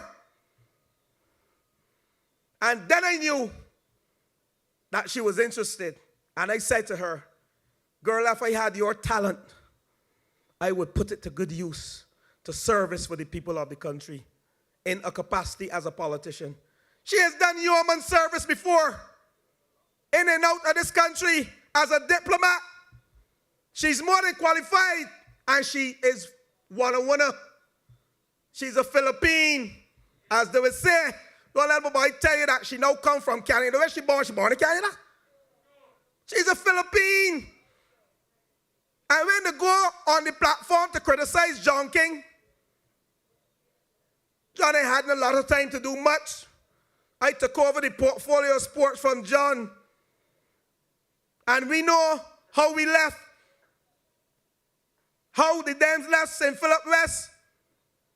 But I'm pleased to report tonight that as I stand here to you tonight, that the playing field in St. Martin's, I got an update today.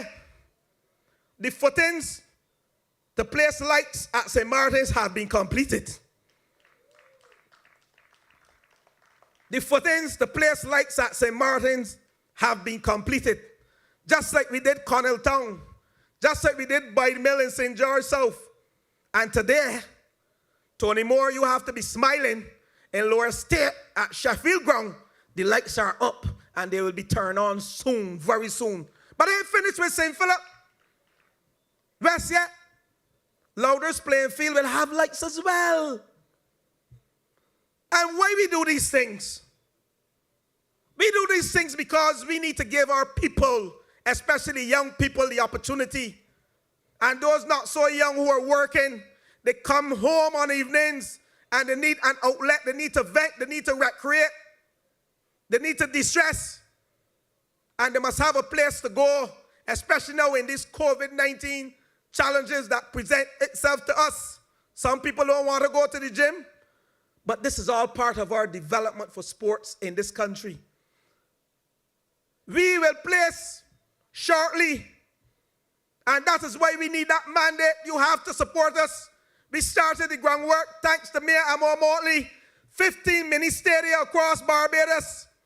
One coming in St. Philip, 2 in St. Philip. Sonia Brown, you will be graced at King George V and at the sporting facility of St. Catherine's. Kid, don't worry, we coming back to Louders too. And why we are having these mini stadia across Barbados, Trinidad got them. We truly are serious about developing our young sportsmen and women. Glazzy, you know what's going on. You played cricket for a good institution. You went to trials at age 14 and you understand. We need good infrastructure to develop our people. Our goal as a government is to elevate sports as a central pillar of national development, social development, national identity and economic prosperity. Sports is who we are. Who am I? Who's Glasgow that sport is? Who is Sagari that sport is? I can get philosophical we wanna. Huh? The end of the day, if we truly serious about developing our young people, gone are the days when someone had to go to school and choose between a career in sports and academia.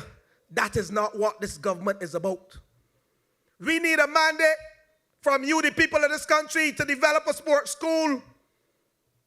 Time is running out on me.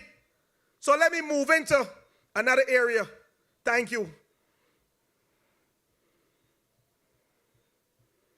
We articulated in our manifesto, in our vision, to create policies that empower Barbados youth socially and economically, and ultimately seek to transform Barbados in the best place for young people to live, work, do business, enjoy life, and what we say, have good vibes.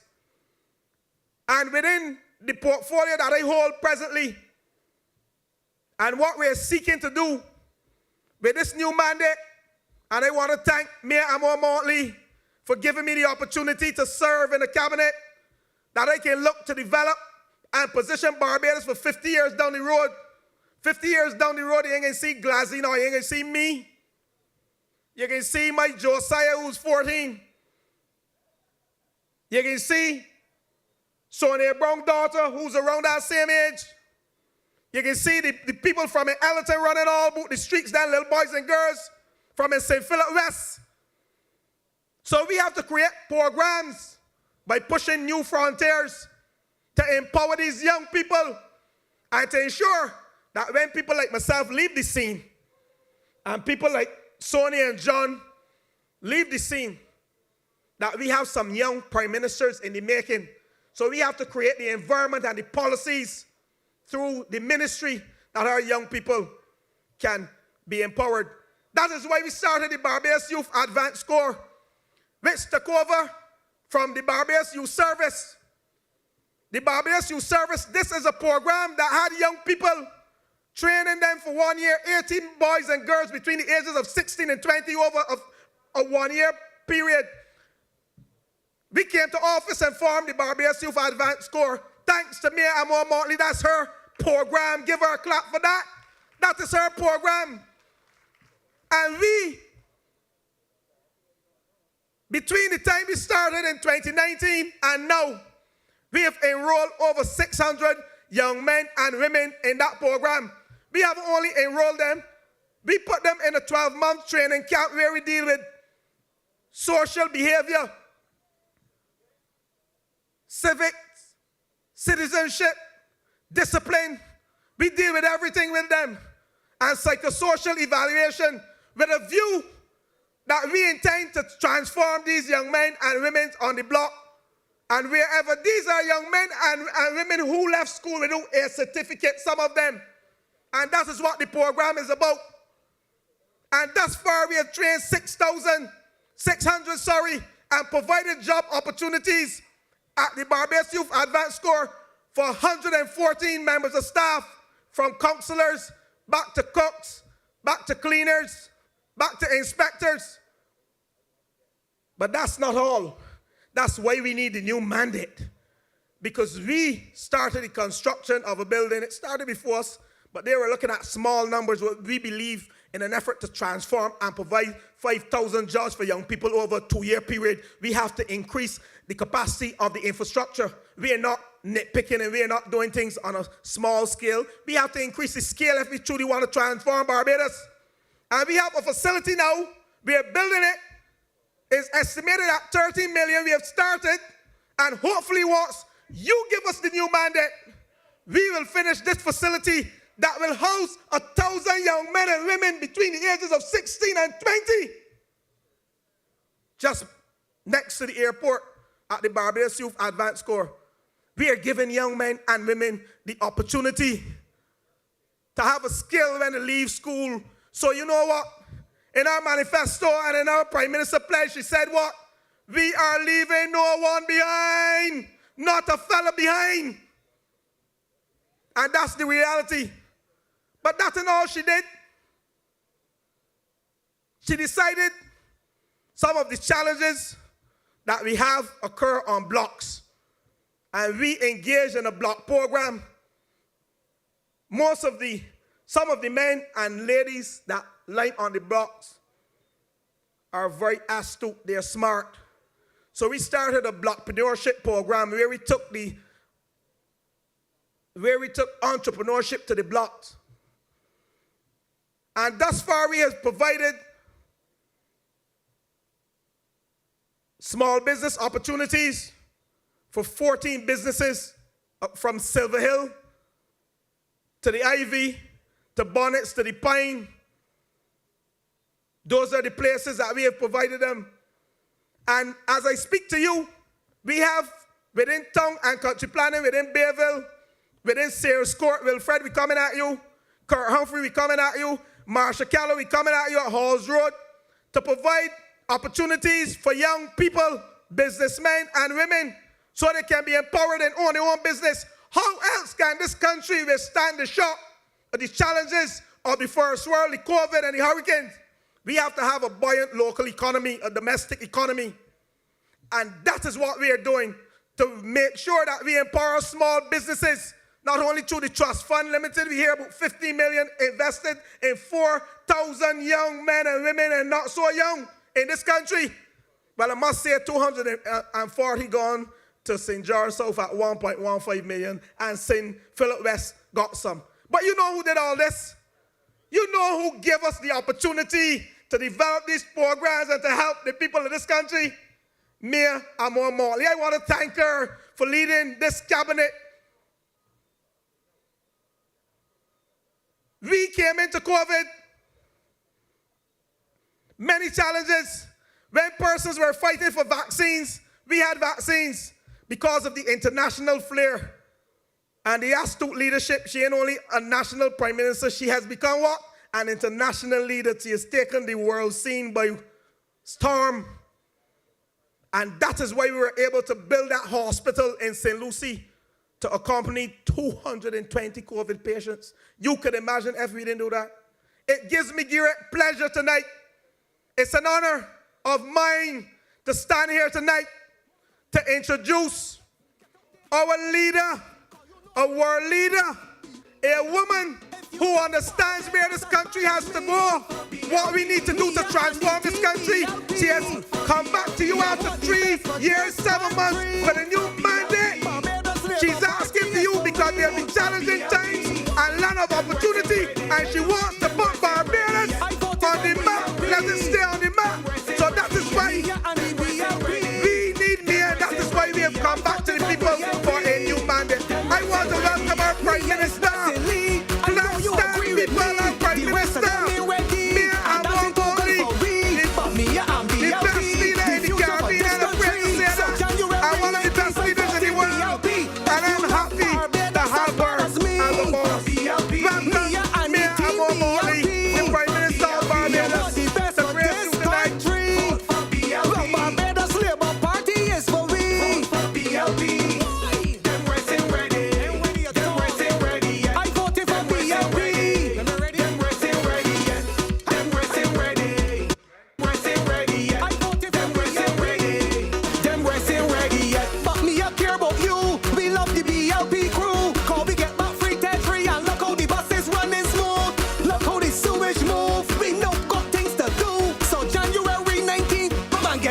groove. If you love Barbados as bad as me, Vote for BLP.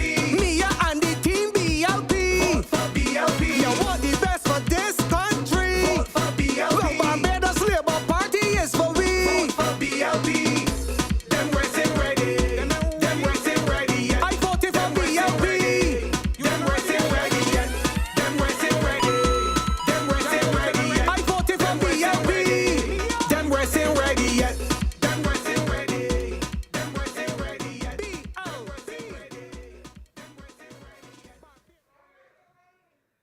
I could see you all feeling good. That is St. Philip West for me. I can see that. And we got 2 meetings for me to speak at tonight. So settle down. Settle down. Settle down. My friends, I am happy once again to be here with you. And I have come tonight to speak, to support a young lady who I believe is going to make a significant difference in this country's life, but more importantly, in the lives of the people of St. Philip West. Whether it is in St. Patrick's or Louders, or whether it is in Ebenezer or Brereton, whether it is dealing with persons at all levels, McConney has come to public life to be able to make a difference in this country. And as I drove here tonight, I reflected on what type of speech I wanted, what type of message I wanted to leave with you. And I thought of what the stakes are for you, the people of St. Philip West. I looked around and I realized that at some point early in this campaign, I need to speak to the people of St. Philip West, but to the people of Barbados, about what type of representation and what type of people we need in Parliament to meet the challenges that confront us. And you know, many take this lightly because people feel that politics should only be a popularity contest. But at the end of the day, if it is only about how much likes you can get, where does that leave you? And where does that leave you? And where does that leave you? Representation fundamentally is about making life better for people. And if you can't make life better for people, you haven't helped them. And I reflected on some of the things that we've come to accept and not accept. It hurt my heart to believe that people feel that in some instances, after 55 years of independence, at the beginning of this new parliamentary republic,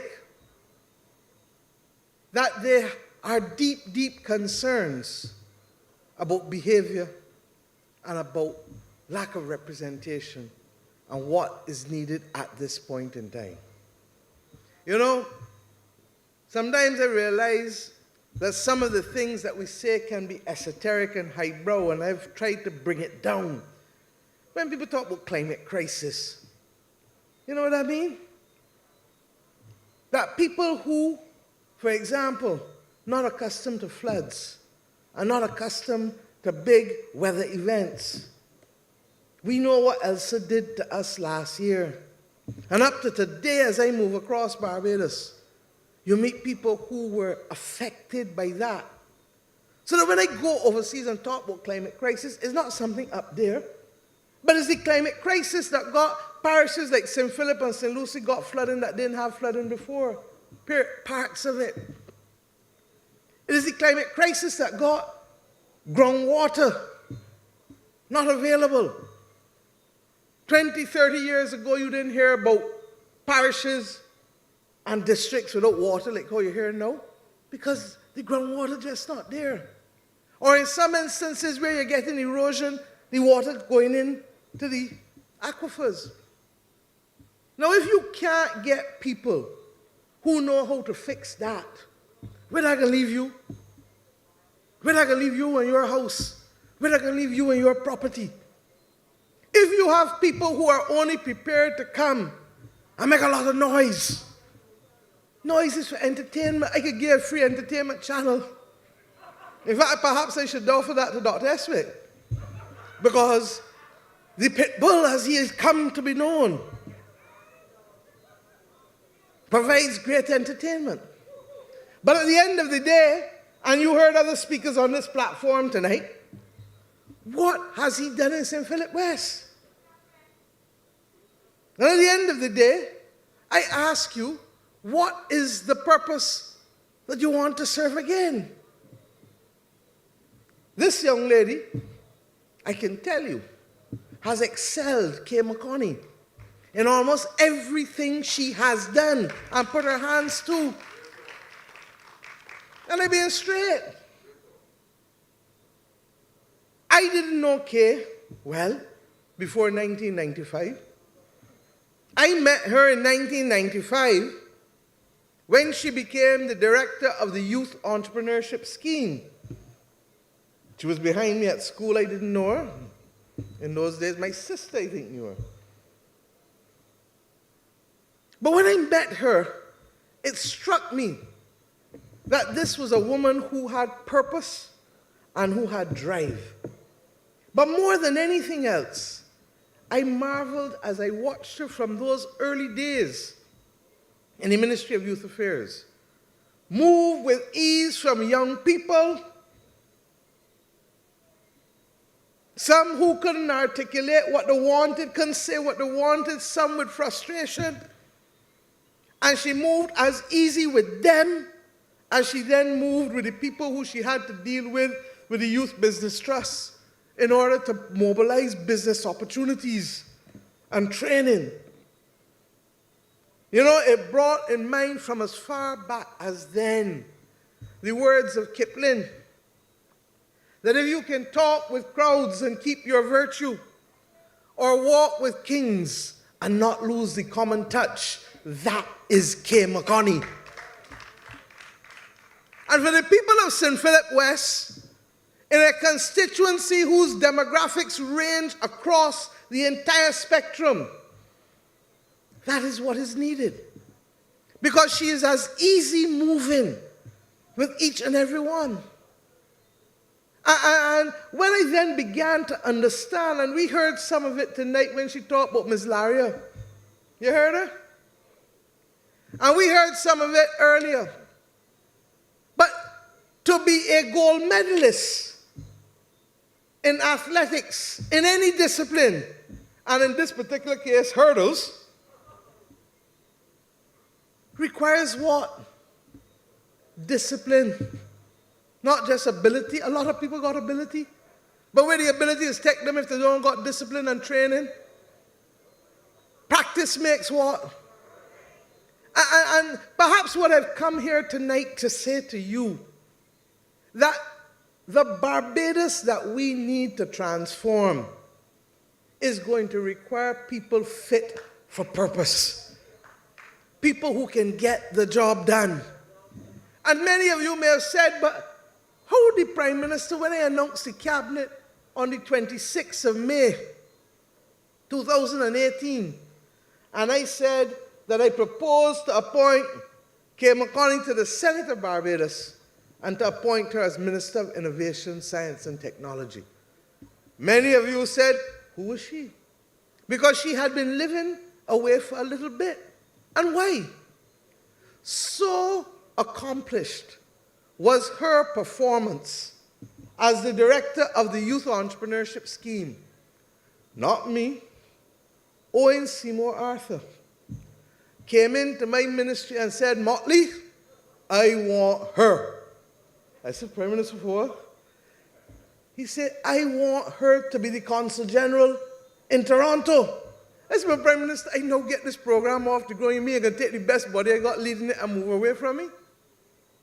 He says, we need her in Toronto because we have issues with our international business sector, and she is capable of dealing with them while still dealing with Barbadians dealing and living in Toronto. Remember what I tell you about if you can walk with crowds and keep your virtue, or walk with kings and not lose the common touch.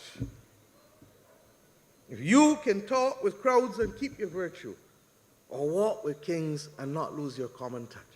Owen Seymour Arthur took this young lady and sent her to Toronto because she had to deal with both the international business sector, but she had to deal with Bajans, and you know they got enough Bajans living in Toronto and all about Ontario.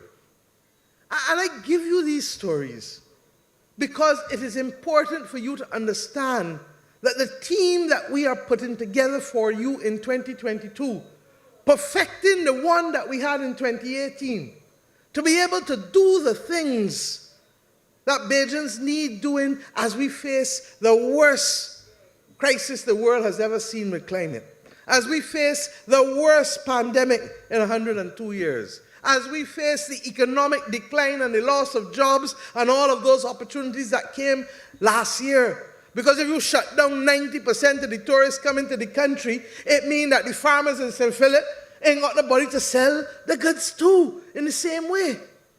And that's why we had a glut on a lot of things. I remember last year when the pandemic first started, there was problem with nobody to sell the excess pork to. And the chickens, you remember? Because instead of us being able to have on average 60,000 more people per month in this country, we were now without that 60,000 who we would normally have to feed. But the farmers were already producing for that. And therefore, what I'm saying to you, as we face, I hear all this talk all of a sudden, and I can talk about it in the campaign, of people talking about what you're going to do with cost of living. We're working on it. And the truth is that all of us know that the global supply chain, the ships not coming, different things happening. And therefore, when you're going for a container to come into Barbados, they'll tell you last week 5,000 US, and all of a sudden now they tell you 15,000 US or 20,000 US. And if you play, you want to negotiate, they say, sorry, we got somebody else who wants the space on the ship. You snooze, you lose. And what we did was therefore to begin to understand, and there's some announcements that Ryan and I will make later on, to start to begin to ease the pressure. But whether we like it or not, we can't depend only on what's coming from overseas now. And Bajans have to go. And that's why we talk about food and nutritional security. That's why Indar put Brown Spawn in river and put a dam water there so that water can now be given to the farmers. And instead of the farmers having to look in St. Philip North at river and see all the agricultural produce drying up, they got access to the water. David Estwick was Minister of Agriculture. David Estwick was Minister of Water. David Estwick knows that river in St. Philip is the same parish. Why was it not done then? Why did it take Indar Ware and this government to put it in? And the point that I'm making is that we have to find people fit for purpose who will make the transformation and make your life easier. Kay told you tonight about all of the things that she has presided over. I told you last night we came to Parliament and you couldn't get a certificate of character in under 6 and 8 weeks. Somebody missing offer you a job until you come to work Monday. You can't get a certificate of character. And by the time it comes, I said, gone, gone, gone. Job gone. She, Kay McConney, fixed that. The digitization. She talked to you about the Supreme Court. She talked to you about the fact that you can pay taxes now online.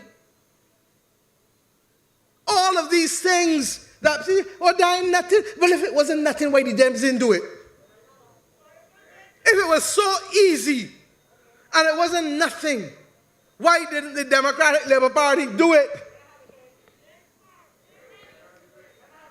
But I won't tell you, I'm still telling you about Kay. Because you have to get to know her as I and the rest of her colleagues know her. and why we believe she is the right choice for the people of St. Philip West. So well did she do in Toronto. So well. Remember I think she went there as what? A consul general. When Arthur came back and said, Motley, you're not going to move her. I said, being a mover. He said, I need somebody at Geneva to be ambassador, to deal with the WHO, the World Health Organization, same World Health that we're dealing with now with the pandemic.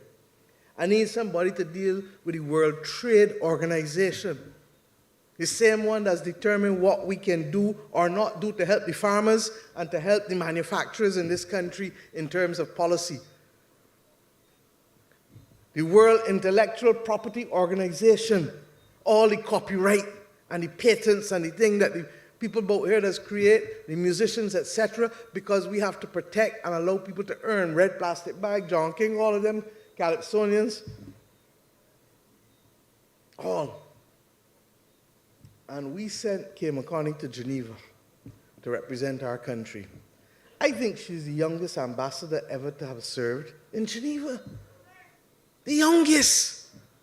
So what you are getting in St. Philip is the pride of St. Philip. A young woman who would be the person that every parent in this country would be happy to say, that is my daughter and whom I am well pleased. That is my daughter in whom I am well pleased. And she's rounded. She ain't puff up. She still know where she come from. She still know how to deal with people. But I can send her to deal with the Vice President of the United States of America tomorrow too. Do you understand what I'm telling you?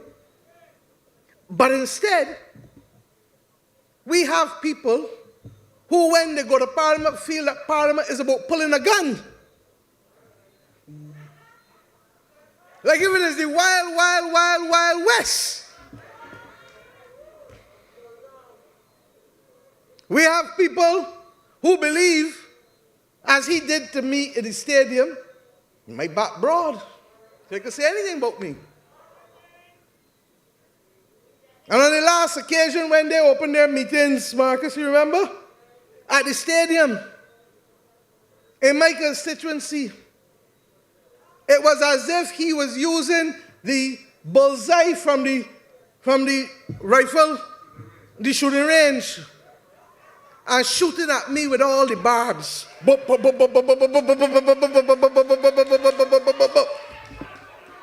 he didn't know I had on a bulletproof vest.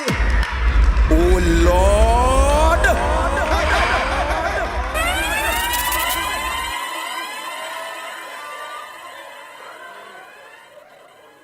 But you know what's sad?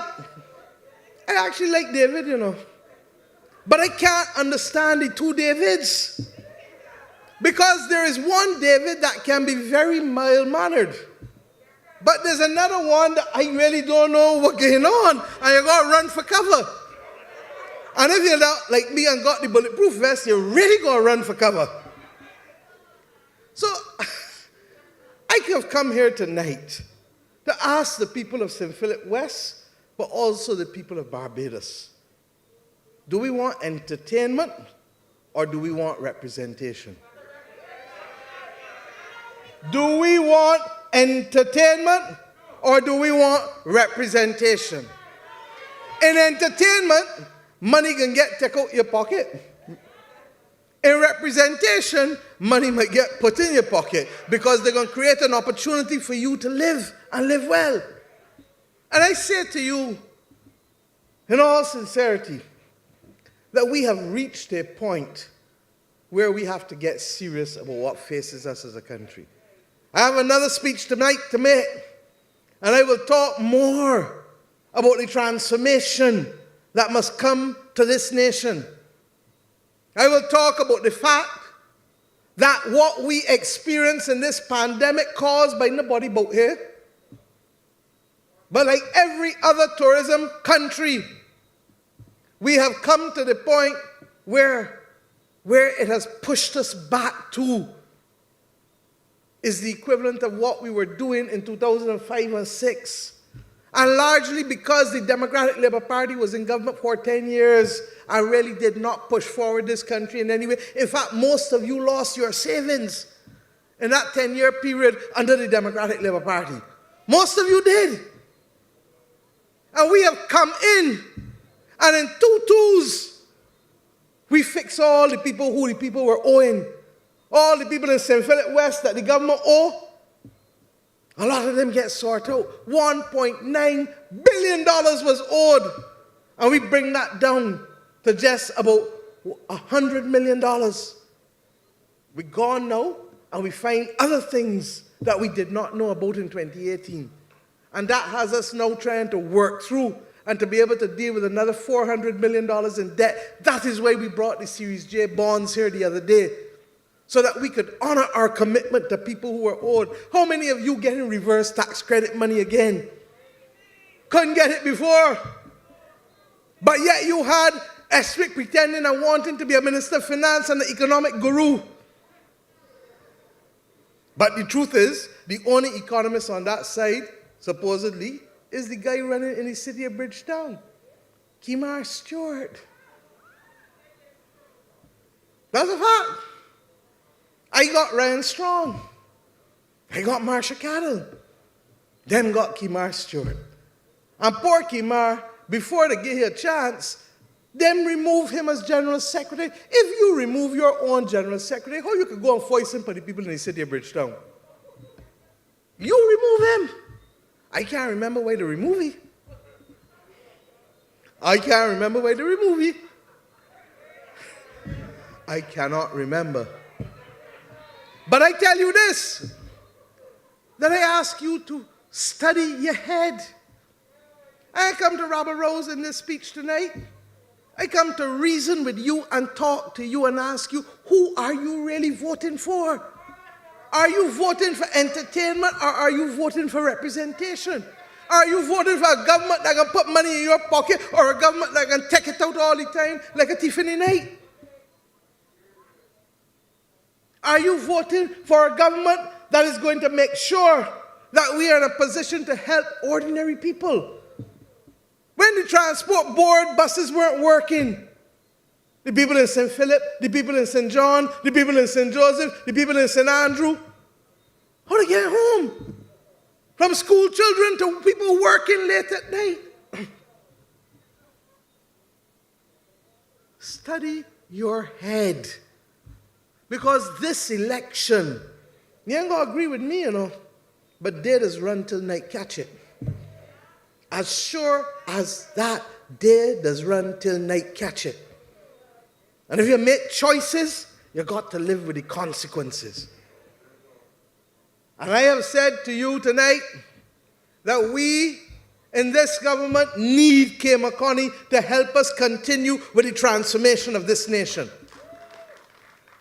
She has shown what it is to be able to deliver as the head of a government department with young people, in diplomatic representation at the consular level in Canada, at the level of ambassador in Geneva, and at the level of minister in the cabinet of Barbados. The first time people heard her give evidence in the well of the House for estimates, because people forget what this government has done, you know. When I talk about Parliament, you used to have estimates going on in Parliament, and all it was a political harangue. Who is who, and who like who, and who ain't got who, and who carry where who, and who carry where that. How would that help you? If you want entertainment, let me set up a stage, let me get them a channel up on CBC, and let me laugh every night. That's true. Why like laughter like anybody else? But if you want somebody who can come, as Kay McConney did, and dissect and show how the last government take up $5 million, spend for a digital ID card, and left the card sitting down in a warehouse for 4 or 5 years And by the time they pick it up, cards ain't no use to nobody. And the only thing the cards could do is to go in the dump in St. Thomas. No use. Then you heard her talk about what she could do to be able to bring about other reforms. She's the one who, along with Marsha Cattle, put in place the framework for us to get $80 million from the Inter-American Development Bank to be able to deal with all this digitization. You know that this is effectively an office now. I don't know the last time I signed a paper document. Our cabinet does not distribute paper. Files don't come to me on paper. That ministry that K. McConney lead is who put this government in a position to bring all of those gains forward. And I ask you tonight then to recognize that it isn't only on that level though, because she has come out here already. The people in Halton know the difference of a K. McConney already. The people in Ebenezer know her representation calling incessantly to Ian Goodinedgel. Is Hamlin Road? Hamlin Road? Calling. Call me, call Ian. Must be finished. The people in St. Patrick's know of her passion. Area by area, in spite of the fact that she has been on the ground for less than 2-3 months, this young lady has delivered already to give the people of St. Philip West the confidence that in her they have a person who cares, who is empathetic, who understands what her mission is, and who is not going to run and hide from you, nor hide behind any kind of liming and liquor in order to be able to be a bridge to you and representation. I'm serious. And for what we face as a nation going forward, that is what you need in St. Philip West. Somebody who you can call and who can come, and who know the people, whose family is well known across St. Philip. She talked about the parish that raised her, but her family is well known. In fact, her aunt was Adriel Braffett's personal assistant. So the family is well known to both sides. And the family's contribution to the parish has been significant. So I have come here tonight with a simple but pleasant task. I have worked with many people. And this young lady who we have brought to you in St. Philip West is one that I know will make a difference in the lives of the people all across St. Philip West. And I know that the same sense of caring and empathy that she has shown to me in everything that she has done in all of her jobs since 1995 is what will be brought to the representation of you.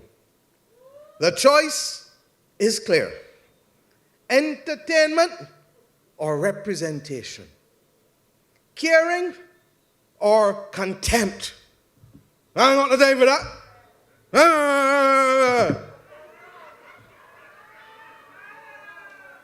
I can tell you that it sounds good, but at the end of the day, it does not help you and your family withstand and navigate your way in this Barbados with the world in which we live.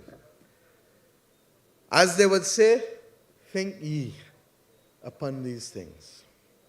And as you do so, I have every confidence that on the night of the 19th of January, when the votes are being counted, that there will be, for the first time,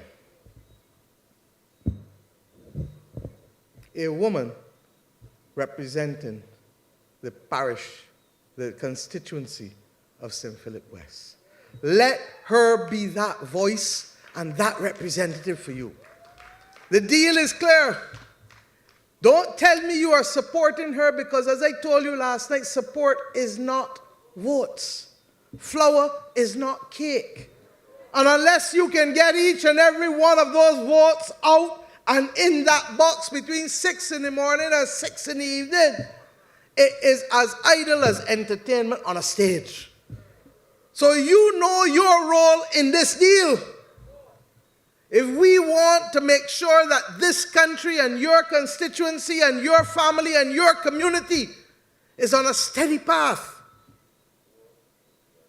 there are others who have been brought in to be spoilers. Let them spoil and run away. But I could change around this thing tonight. Because I want to introduce Chris Gibbs tonight too. They tell me that I was supposed to go down. But Kay come and Chris come. Because one go end and one go start. Chris Gibbs, where are you? Kay McConney, where are you?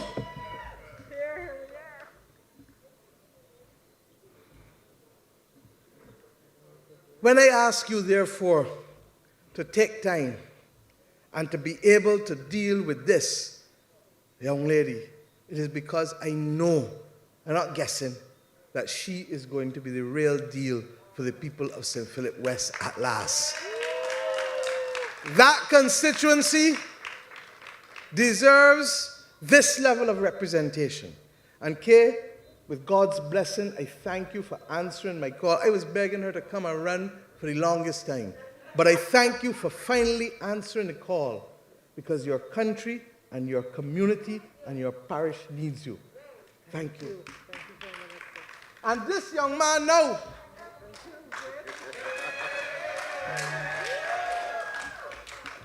I want you to stand up. I hear they got some people here as well. Because, you know, Chris Gibbs is a man who immediately after the last election, we didn't wait. I saw things got to come up. You see how she talked about Ms. Laria? I can talk about Ms. Gibbs. Her Ms. Laria was my Ms. Gibbs. This young man's mother was the first teacher who held on to me in Form 1 at Queen's College.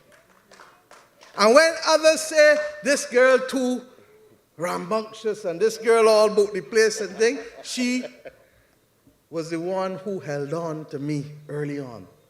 And I couldn't understand how, you imagine a young person calling a teacher and the teacher in the background all the time talking to her, and then she brought this little boy to school. So I now know him. I know him from so. And his father really should have been a member of parliament a long time ago. Because his father helped more people in this country than we will truly remember. And I know that if Laurent Gibbs was alive tonight, tears would be coming down his eyes. Because this young man is finally doing what he wanted to see.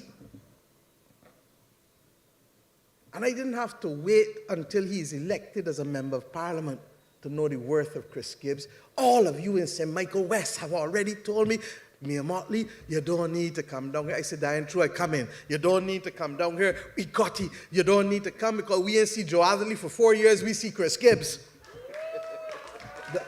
Everyone has told me that. And the truth of it is, you run a man out of town already. You ain't even land yet and you run a man out of town already. Out of Dodge. Out of Dodge. And you know why I am qualified to speak? Because in 1999, when Joe Adderley had 6 weeks to be the member of parliament, I left St. Michael Northeast and the management of the general election when Arthur had appointed me as manager of the general election campaign. But every day I went in St. Michael West for Joe Adderley. And I think I told you all last night, I pulled together the whole team. Man went handsome. continue. Lost once. 22 years. And that's why I tell you tonight that this is not about entertainment. It is about representation. After you with people, look at all of you. Ask Joyce. Ask your mother, Junior, all of a sudden. Patel. I could call all of you, Fabian, all. Why not come to town? And he leave you high and dry. First, on the weekend after the election, and then second, on this weekend that just gone with the nomination to St. Michael Central. Not a word. Not a word. And I have gone on record of saying it is an unchristian thing to do. If you come in a house, you're supposed to say what? And if you leave in the house, you're supposed to say what? To tell you all goodbye. But it is truly goodbye, Joe. And hello, Chris. Goodbye, Joe. And hello, Chris. And I want you, the people of St. Michael West, to finally say, Chris, we thank you for the last 4 years, because without that, we would not be here today. This was the effective de facto representative of St. Michael West for the last 4 years. And I therefore have the greatest pleasure, my man, to introduce you tonight in your first speech on a political platform in a general election campaign. Confident that you are going to bring a level of representation to St. Michael West that the people, not me, not anyone else, but a level of representation that is fundamentally about you and you and you and you. Richard Seeley play, he got a slogan, Chris Gibbs got the real motion. Richard Seeley was the MP, and he talking about, is you, about you? Where he now come from when it's about you after you serve in Parliament for 15 years? This man ain't serve in Parliament yet, and all you can tell me what he do about you, for you, and everyone already. That is the measure of the man. My dear, there is no greater pleasure that I've had tonight than to be able to deal and introduce both Kay McConney and Chris Gibbs, just as I had last night with Davidson Ishmael. When I tell you I am a proud leader of this Barbados Labour Party, to bring to public life people of the caliber of these people, ready for the challenges ahead, fit for purpose, I am going to say to you tonight, my friends, give Chris that final ring. You know what they say? Put a ring on it. Put a ring on it. Put a ring on it and formalize what you have been doing for the last 4 years. Chris Gibbs, the next member of Parliament, with your will, West. God bless you tonight, ladies and gentlemen. Chris Gibbs, Chris Gibbs, Chris Gibbs.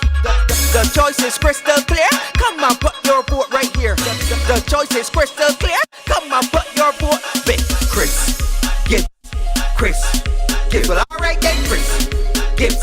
St. Michael West, who you request? Chris Gibbs, Chris Gibbs. Well, all right then, Chris Gibbs. St. Michael West, who is the best? Chris, turn on the Wi-Fi and get the hotspot. 60 devices so school can't stop online. We working with Chris all the time. If the opposition come, straightly decline. Chris Gibbs. Who is the best in the base? Chris Gibbs. Who make the poor people live? Chris Gibbs. Who get the X when the less is in the districts and fancy toilets? Chris Gibbs. Chris Gibbs. Well, all right then, Chris Gibbs. St. Michael West, who you request? Chris Gibbs. Chris Gibbs. Well, all right then, Chris Gibbs. St. Michael West.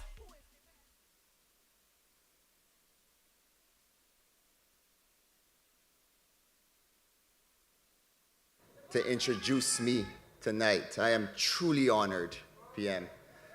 That was such a great introduction.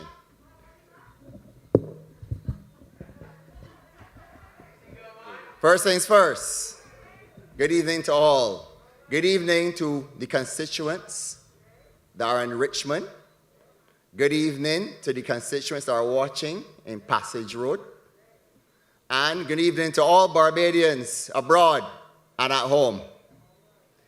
It is with faith in God and the full confidence in my Prime Minister that, and also with the abiding love of you, my constituents, that I, Christopher Daniel Laron Gibbs, accept your nomination for the constituency of St. Michael West.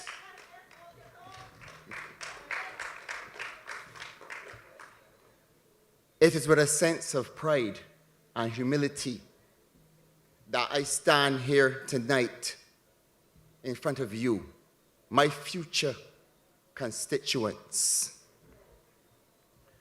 I promise you that I will be committed to you. I shall not falter or fail you. Now let's address the elephant in the room. Now, we know that Joe failed you. You heard the Prime Minister already. I'm glad too, because I wouldn't have the opportunity to be here if he didn't, if he didn't fail. But, you know, he left y'all at the altar twice. Not once, twice. But guess what? When y'all nominated me, remember up at St. Leonard's, October the 13th, 2019. I remember that day very well. You know what that was? That was the engagement. But come, January 19th, 2022, that's the marriage. And you know what they say about marriage? What do they say about marriage? For better or for worse, for richer or for poorer, in health or in sickness, till death do us part. But I ain't really too worried about Joe too much. He never really was. Because he gone from a rock to a hard place. That hard place he gone, we gone up there by Glenderry. Up there hard. Wait, who running up there? In Central? Family, who running up there in Central? Arthur Holder. What he do for a living? He's a lawyer. You know what he's gonna do? He gonna deal with the case.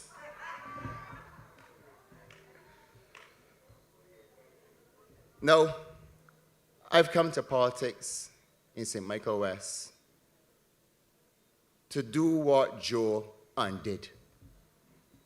And that is to restore trust and confidence that he eroded. I can remember when I first canvassed in the constituency, one of the first places that I went was Thomas Gap, affectionately known as Vietnam. So I went with Joe and Bess and Junior Grant from the Garden Line.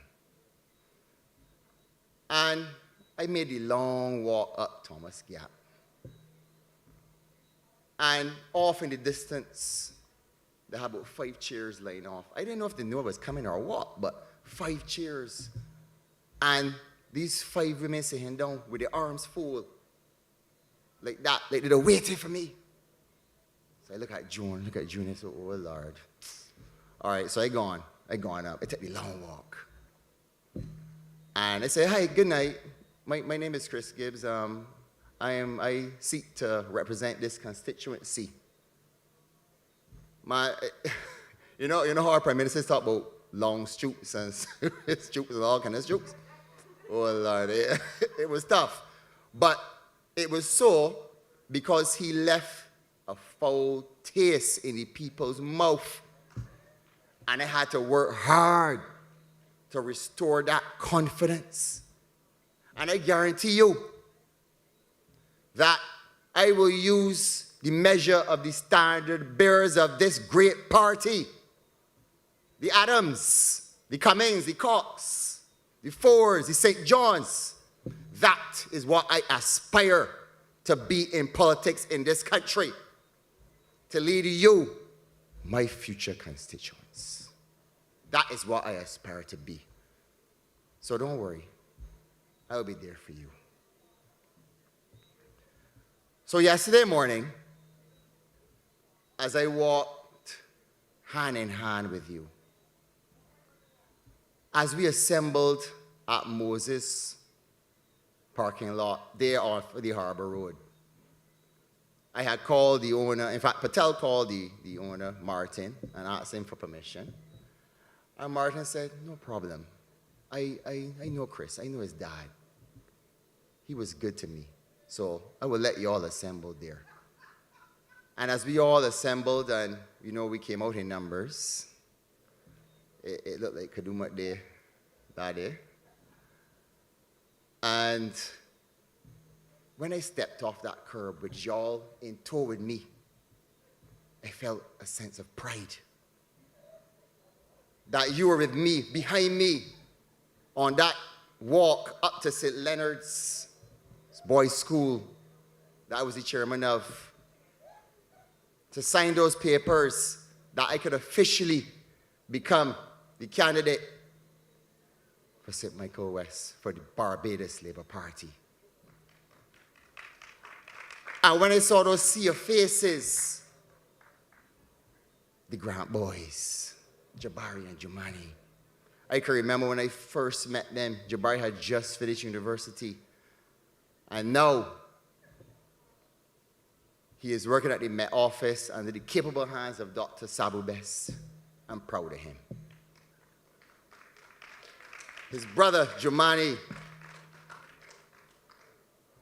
he's at you as well. Not finished yet, but he has showed an early interest in politics as he has successfully maintained or retained the post of PRO. PRO? Right, for the UE Guild, and I'm proud of him as well. And all the other constituents, the Carringtons, the Boyces from Vietnam, the Morgans. The Morgans are a very special family from Paris Gap. Large family, come from humble origins and, humble beginnings, but they have pride, self-character. They raise their grandchildren right because their grandchildren are confident in who they are. And that is what I would like to encourage and emulate in the constituency. When Joycelyn's daughter called and said that her daughter, this is Joycelyn's granddaughter, got 100% in math, I was so proud. I wrote her a letter and expressed that to come from where they come from and what they deal with on a daily basis was touching. And the thing about service, and the Prime Minister said it earlier, my dad and my grandfather and my great-grandmother, Alexandrina. Trevor, you will be happy to know that my great-grandmother, Alexandrina Gibbs, led the Marcus Garvey movement in Barbados. She actually operated from where Bonga Lights is in Cook's Alley. We still own the building.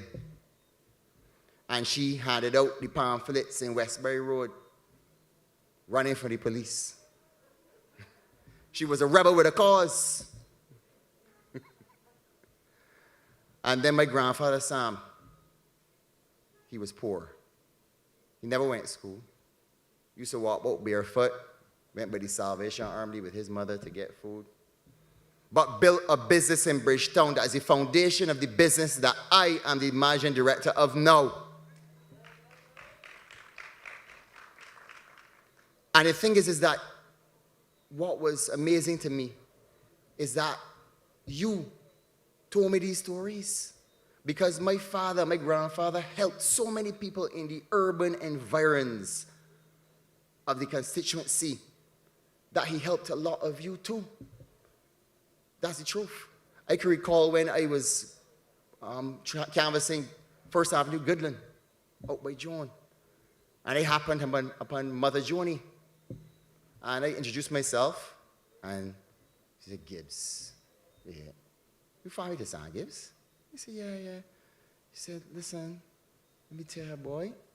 When I was a little girl, my mother used to take me to your grandfather's business when it was out by Temple Yard. And he had a bowl of candy. And he used to give the little kids that come in the candy. So she get accustomed to the candy every day candy. Then one day, she went and put she handy. But my grandfather said, no. Next time you come, I want to see the report card. So even though he was poor, just like the Morgans and them, he encouraged education as a way out to build the foundations for success. And that is what I seek to do, to encourage in these communities.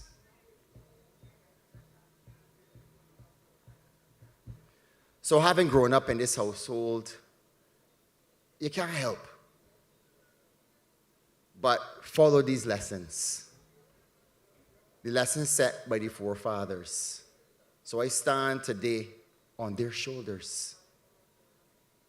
And I hope that I can encourage others to do the same, to build, to make something of themselves, to eliminate the vicious cycle of poverty. That is how we will do it.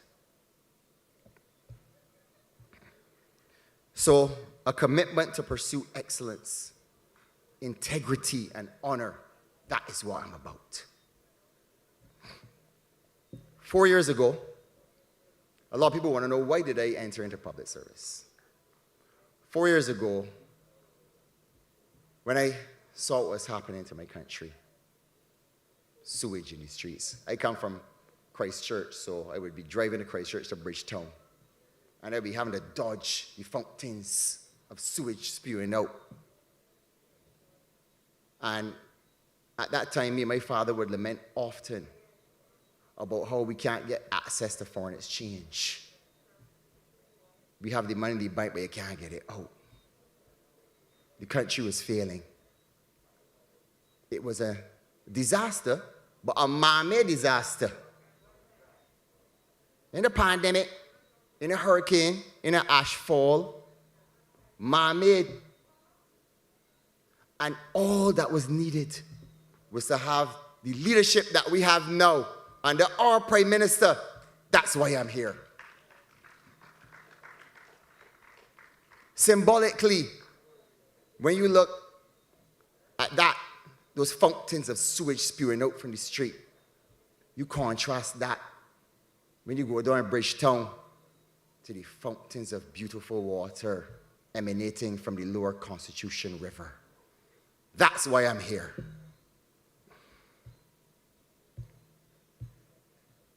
So, ladies and gentlemen, it is with great pride and humility that I offer myself to you tonight. And it's a great pleasure, and I promise you, I will not fail you, that I will be there for you. I will give you the representation that you deserve. I want to say to you tonight, in closing, that it is better with the bees. It is safer with Mia. And together, we will overcome. We will persevere. We shall persevere. And the choice is crystal clear. Thank you, good night, and God bless. The choice is crystal clear. Come on, put your vote right here. The choice is crystal clear. Come on, put your vote with Chris Gibbs. Chris Gibbs. Well, all right then, Chris Gibbs. St. Michael West, who you request? Chris Gibbs. Chris Gibbs. Well, all right then, Chris Gibbs. St. Michael West, who is the best? Chris, turn on the Wi-Fi and get the hotspot. 60 devices so school can't start online. We working with Chris all the time. If the opposition come, straightly decline. Chris Gibbs. Who is the best in the base? Chris Gibbs. Who make the poor people live? Chris Gibbs. Who get the X when the less is in the districts and fix the toilets? Chris Gibbs. Chris Chris Gibbs. St. Michael West, who you request? Chris. Good night, Barbados Labour Party family. Ladies and gentlemen, it is a pleasure to have the opportunity tonight to endorse Christopher Gibbs. My name is Stephen Leslie, and let me just say, back in 1999, I knocked on doors, I walked and breath at St. Michael West with the previous representative. And then in May 2018, within a couple of weeks, there was a dynamic that I don't think that any of us could have seen. Within 2 weeks, there was a change. That was a first in Barbados politics. And then you and I originate from Hinesbury Road, were left unsure of what our futures would be. We have elected someone, we built trust, and we wanted representation. So what that meant is that the Barbados Labour Party family had to mobilize, had to work out a strategy, and be able then to bring proper representation to St. Michael West. Let me just say to you that the uniqueness about the St. Michael West constituency, if you come from Hinesbury Road, through to Garden Land, Strathclyde, right down to Westbury Road, we have what we call working class people within the constituency. Some of us might go a little bit more in the pocket than the other. But predominantly, what we want is to build that trust and to have that representation. What has Chris Gibbs table? Chris hit the ground running. I recall speaking to an elderly lady within the community, and one of the first things that she said to me is that, Mr. Leslie, Mr. Gibbs has come and he has done X and Y and Z for me. And I said to her, is he doing it? But this person is doing it with a genuine heart. And one of the main things I want people in St. Michael West tonight, that on January 19th, you have to make a first, and I use the word first, because recognize there was a shift after 20 odd years of representation. Not the full length, but from 99 to 2008, we had 2 terms of BLP representation, then we had 2 terms of DLP.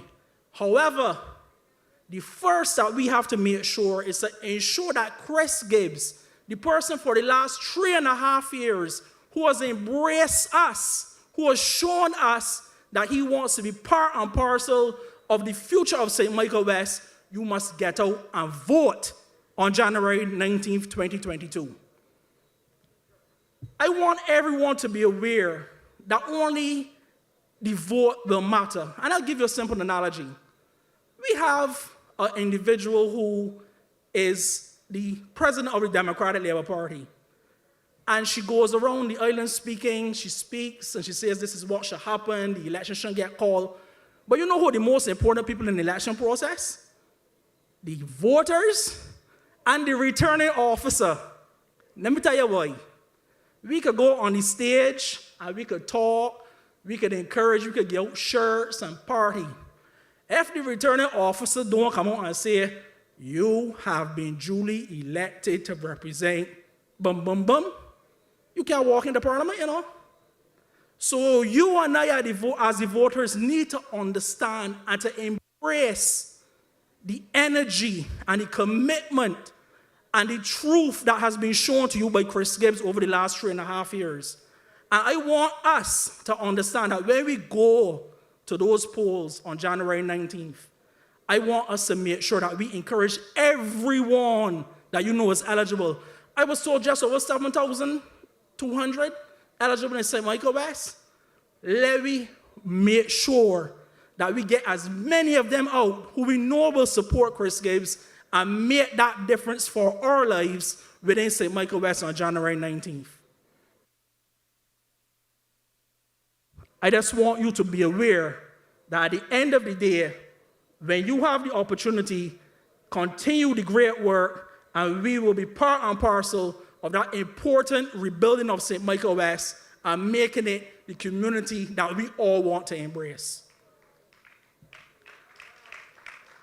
I have the distinct pleasure at this point to introduce Mr. Trevor Prescott. Now, let me just say this about Trevor as he comes. This is a man that won by over 2,000 votes. And this is a man that come January 19th will be returned to St. Michael East as the representative for the Barbados Labour Party. And as Trevor comes, I want us to understand that this is a man who has shown trust, who's shown representation, and I want him, come January 19th, to be the next representative for the St. Michael East constituency. Trevor Prescott. I am alive. There must be a reason. I was given one more chance. My heart still beating. Buried alive, but I'm still breathing. I don't know what tomorrow may bring, but I got a feeling. Oh, now I am alive. There must be a reason. I was given one more chance. My heart still beating. Now all this time I've been blind, only running against the wind. Friends of mine pass with time after living a life of sin. Some many give up, many give in. It's my determination to win. I survive.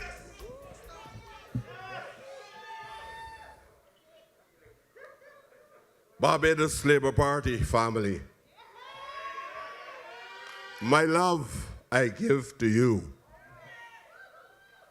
One love, one aim, one destiny.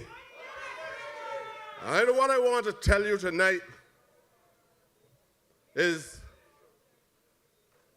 this party is grounded in a philosophy. All political parties ought to be grounded in a philosophy. There are two political parties in Barbados at present.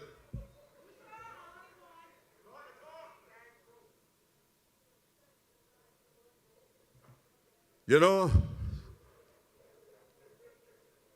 I can talk to you about the fringe group of parasites.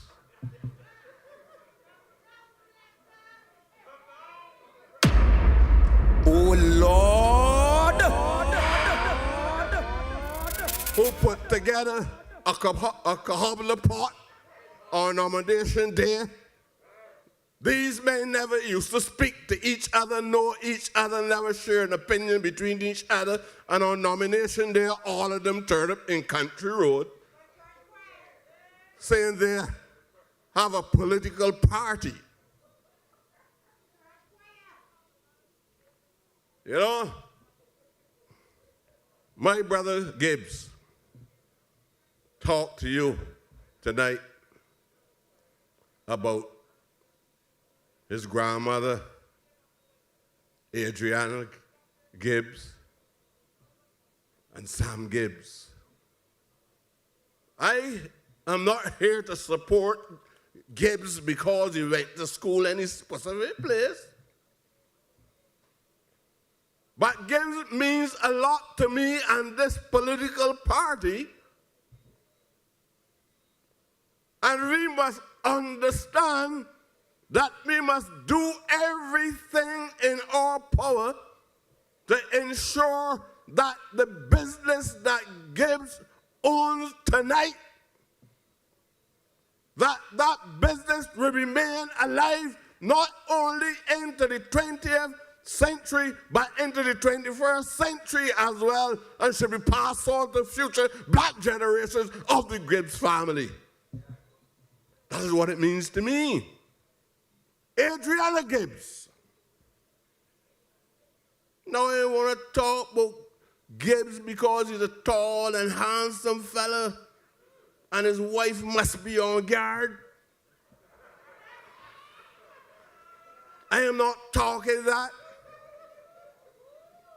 Gibbs' presence as a businessman is undergirded by a philosophical principle of the preservation of the achievements of black people in the Western world. You know, all through the centuries, right up to the 20th century, we were struggling to cut a space in the economy of Barbados. Gibbs' grandparents were Garveyites, members of the UNIA, a group led by Marcus Messiah Garvey, who not only called to ask, where was our flag? Where was our nationhood? Where were our kings and queens and men of high affairs? And Garvey said, it will help you to build them. So you understand the qualities that this young man has been imbued with. He didn't want a job as a public servant. He understood that black people must have a place in this economy, and you will remain in this economy as long as I'm a member of the Barbados Labour Party. Hey, hey, hey, hey, hey, hey, hey. We all came from the nigger yard of yesterday. That is what it's about. We are gap boys from the nigger yard of yesterday.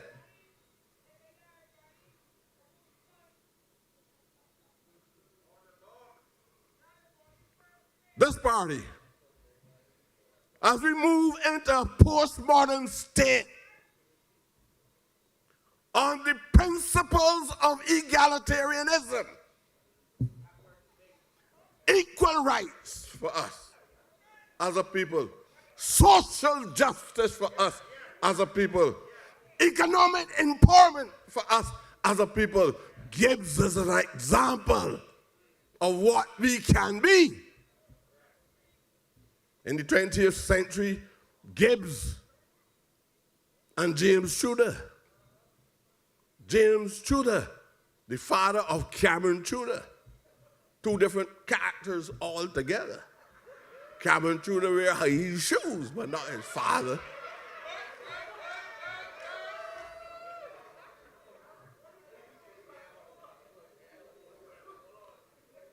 Tudor had a business in Carrington Village, and many black businesses of the day emerged out of James Tudor and Gibbs injecting finance into the black economies and encouraging their families to expand. Nobody don't teach you that in schools because they want to decolonize your mind.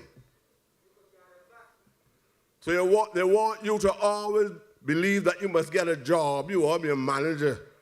And when you look, your boss ain't went to school too long, but he's the manager, the director of the company, but ignorant. Now, you don't see anything wrong with it. You believe that Trevor Prescott is a piece of comedian when you want to tell the truth. But this is not going to happen in the Barbados Labour Party as long as I am alive. I am here to protect the black businessmen of Barbados.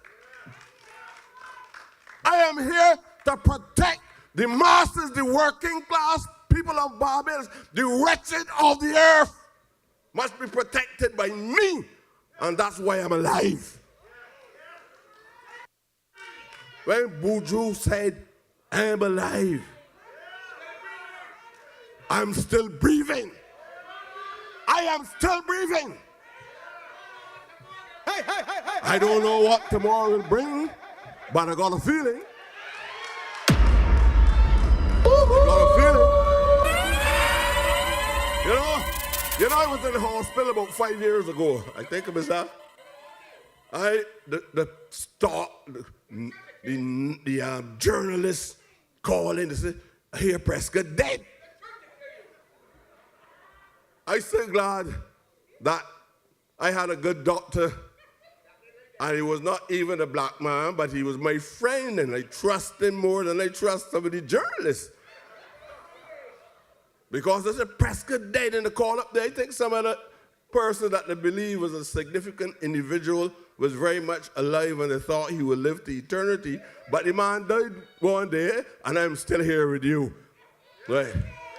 But I got a feeling. So, Brother Gibbs, you are a passive, compassionate individual. Deserving to be sitting in the House of Assembly and helping to shape the direction of the future of Barbados. And reminding every face in that House Assembly that your family has done more for the black race in this country than any other family in the history of Barbados.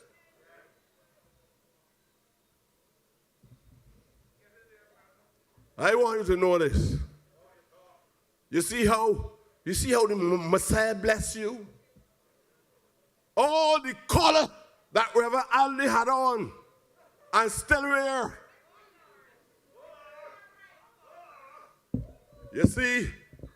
You see all of these people sometimes that fly in the face of God and try to make a mockery of Christianity. There's another one called Branch. He ain't got no branch, secretary, got no president, he ain't got no membership. Most of them stand alone on selfish desires to get an opportunity to get at the public purse. Don't be fooled by the Bible alone. Look, watch the journey of these men. I ain't talking. This man used to walk with me every day. Up to the last Tuesday, I was in the House Assembly. These men were rubbing shoulders and laughing with me. And these men were telling me, this unworthy human species, if you will come along with me, if you will come along with me, we will make even the opposition representative salary available to you.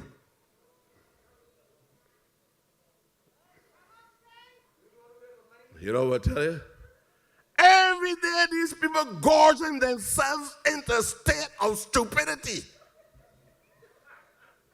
Not believing in anything at all on the face of the earth. Barbados has seen many third parties emerge. PPM. They got rejected, but they believe in something. The party of Calvin Allen, John Connell,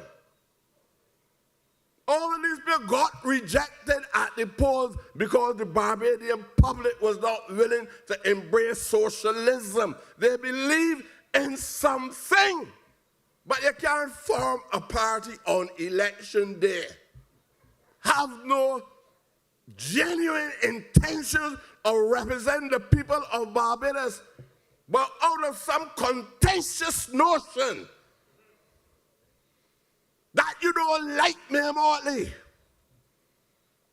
I love human beings unconditionally. And whatever conflict I find myself in with Marsha Carroll, with Santia Bradshaw, I am loyal to a principle.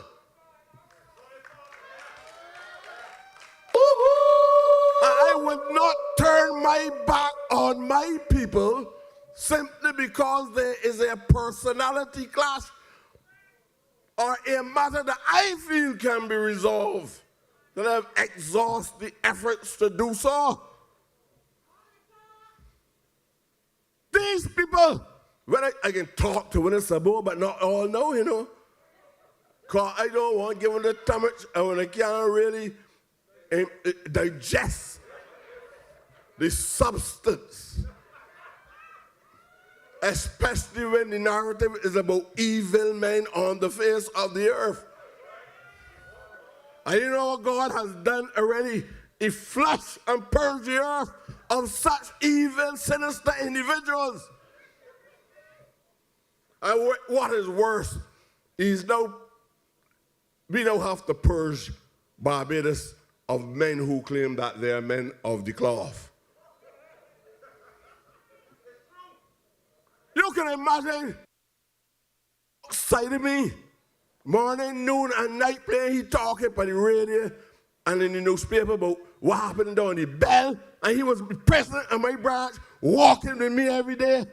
Never thought about anything, so talk to the people about the collection that you had and what you did with the collection. Talk to me about the congregation that left you and went to the pastor who now has a church, something dimensions, out in Brenner Hill. And when you turn up this Sunday, you had no congregation, not even one friend.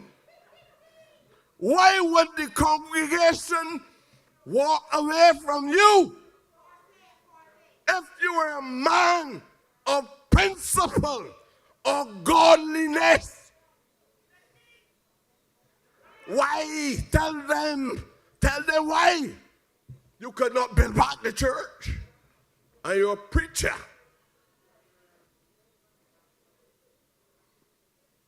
But it's in the friendliness now, because you're getting nasty.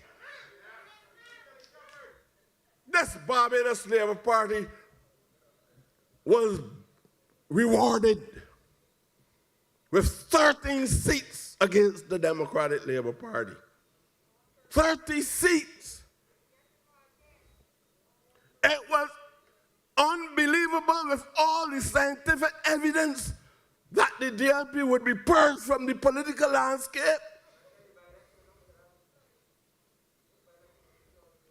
We test them again in the by-election, and they were defeated. And they will be defeated again. I am telling you, nobody from that hodgepodge collective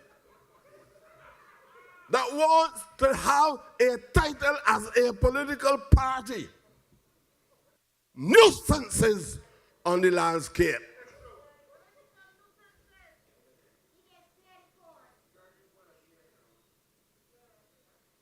And you could believe that we were going to this general election after the Barbados Labour Party performed in the way it did.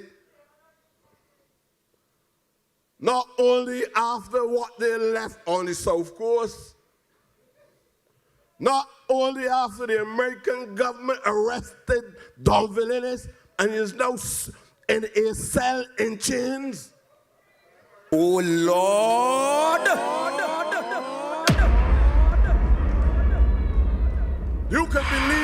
You can really believe that Barbadians' minds so paralyzed that we can't remember what occurred 3.5 years ago? Because what they call a general election in 3.5 years, you think Barbadians can't remember? I can talk about many individuals at the appropriate time, but I know that time do not allow me to do the things that I would like to do. But we are clear on a journey tonight as a political dispensation. The first bill that Mayor Motley introduced into Parliament after achieving Republican status was a vendor's bill. I want to thank Kerry Simmons and Dwight Sutherland for the work that they did in the preparatory work. If you see the tenets of the tenets of the vendor's bill, and we have taken the power out of the police for marching into a market and questioning a man about if he's selling ackee, he's like, ackee got on a serial number. police doing foolishness, treating vendors badly. Somebody steal a whole field of corn and potatoes, and you going looking at a vendor's tray. You know they got supermarkets to buy in bulk.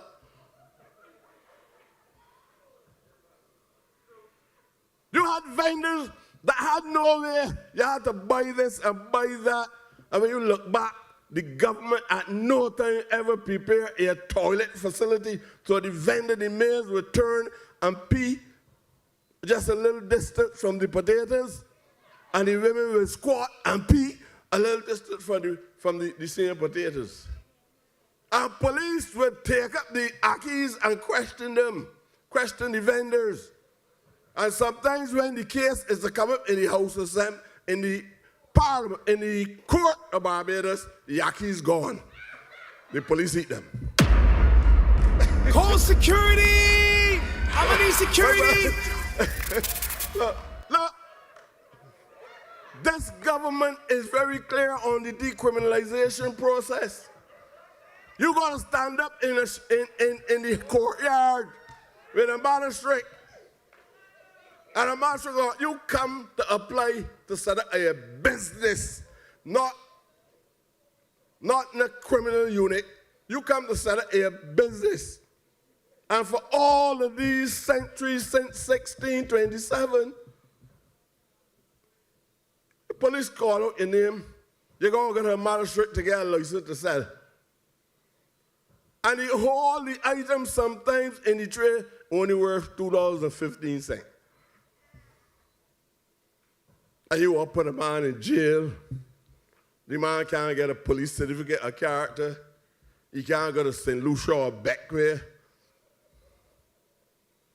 because you brand the man as a criminal, and then you got dumb villainous and a few more of them that all they know, rather than living in luxury in the houses and the wealth that they accumulated over the period of the BLP, these men sitting down in there, and you know very well that they should be living at Dodds.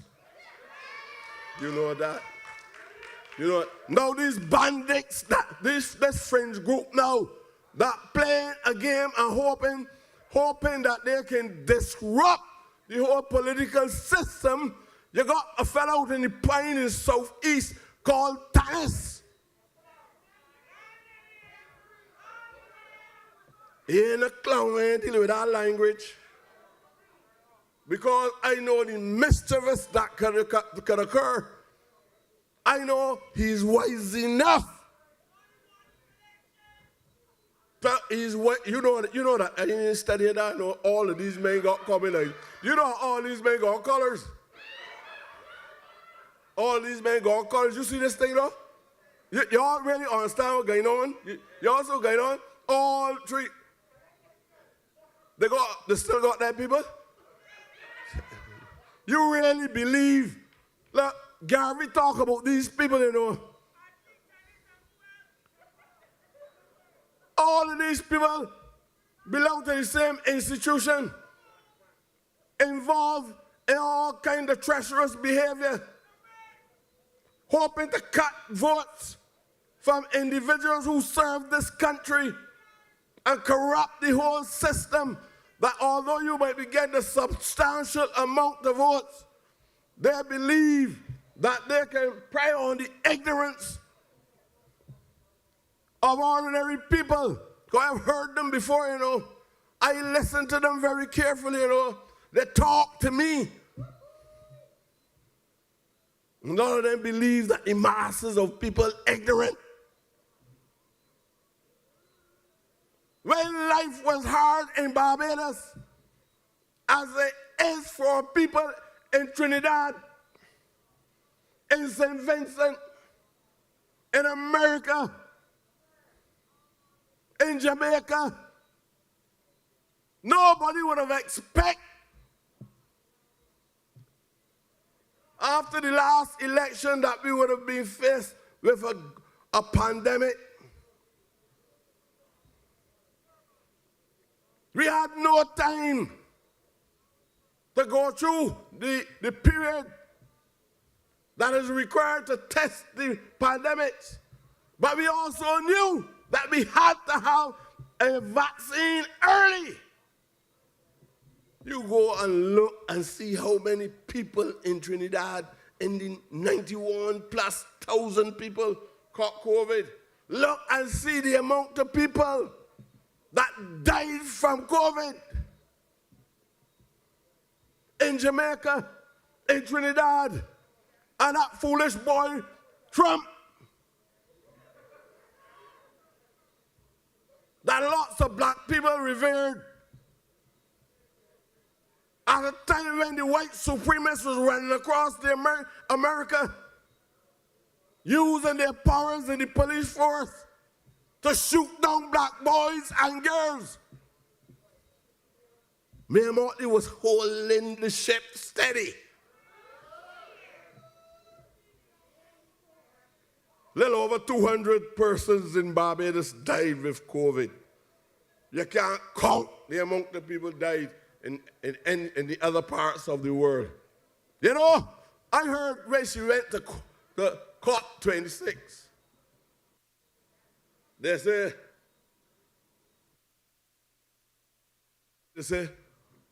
they gazed, they looked at her. They say, who is this woman that a head can hold so much? That is so great. Hey, hey, hey, hey, hey, hey, hey. And as the poet says, so they gazed and the wonder grew, that one small head can hold all she knew. And you got buffoons who want to be prime ministers. What prime minister only can be? Who birds can represent? Who talents can represent? Who? I want to make it sport. Huh? Verla believes. Verla believes. Verla believes that because she got the blood. You see, this is a terrible sickness among elitist black people too, you know. That she believes that the blood of the talented few runs in her veins, and that she is here to talk to you and to tell you what you want. The woman can't even talk properly or say anything that makes any sense in logic. But she wants to lead Barbados through the dark period of its history.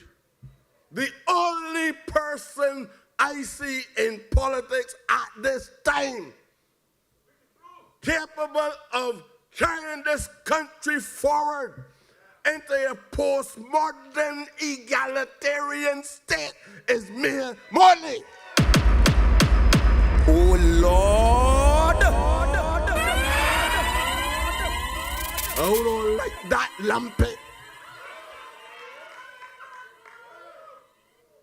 You look, the women in this country were urinating in the middle of the plantation fields. Mayor Motley walked with me through all the estates across Barbados and give the women the assurance that when their children coming home from school, when their boys and girls coming in from school, they would not glance across and see their mothers squatting doing the things that nature demands that they do. And Mayor Motley indicated to my friend Indar, you must have mobile modern toilets, proper sanitation in those toilets on every plantation land. Wherever the workers go, there these toilets must go. That is humane. You have had the Barbados Labour Party under Dwight putting the trust loan in place. And if you go across Barbados, hairdressers, barbers, small shops, all across Barbados went to the trust loan with no complications that you normally get at a bank, with no high interest rates that you get at a bank, and we were able through the hard times when there was a reduction in the employment within the public service to open up opportunities, not only the ASH program, not only the beautification program. I sorry can't talk to you about the botanical gardens. I will work magic on it. When you see it, go in Google and look at Dubai Botanical Gardens. That's where we were heading. Barbados Labour Party, at this juncture, has the most capable, the people with the kind of academic, if you want to talk about that, ability, the kind of foresight, the vision to take us into the required transition or transformation of this economy and to create a new cultural environment. This example here is how we have been able to adapt and adjust ourselves to meet the challenges of today in relation even to climate change, the challenges of COVID. We have economists, not people who do arithmetic. You think this is a joke? You got a fella that I don't even know if he's gone past the CXC yet and talking about the man as the economist. You're serious? There's a youngster down in the city of Bridgetown just do CXC last week. Now all of a sudden, he got a PhD, he's an economist, you can imagine this man guiding the government through these tough, dark economic challenges. I'm only talking about health. I want y'all to think on these things. That with all of the impositions of super capitalism on small economies of this kind, controlling it sometimes from within the international financial institutions, more importantly, a body of economists, including Marshall Keller, Rand Strong, all of these things, people, my friend there, including Maskell, right? These people were able to work collectively. Remember the chap name from down in the, this is another man from from the wretched of the earth that rose as well, that rose and become an important economist across the world. These people work with the Barbados Labour Party, Passad. These people work with the, and who's that? Who? You getting off. Huh? These people work. These people work with the Barbados Labour Party to put us where we are. Ladies and gentlemen, this is a spontaneous reaction telling you what I feel, not what the party feels. I tell you what I feel, right? I tell you I am alive, but I got a feeling. And I am telling you, we're not greedy, but whatever the people give to us, we will take on the 19th. Whatever you give to us, we will take. You don't have, we're going to make sure we put on the program. We're going to make sure we put on a program something that you can see in every village, in every community right across the nation. That when you examine that, you will ponder at night on it. And I'm sure that you will return the Barbados Labour Party on the 19th of this month. Thank you very much for entertaining me for a short period of time. One up. There must be a reason. I was given one more chance. My heart's still beating. Oh, they made a ditch for one, but there would be two.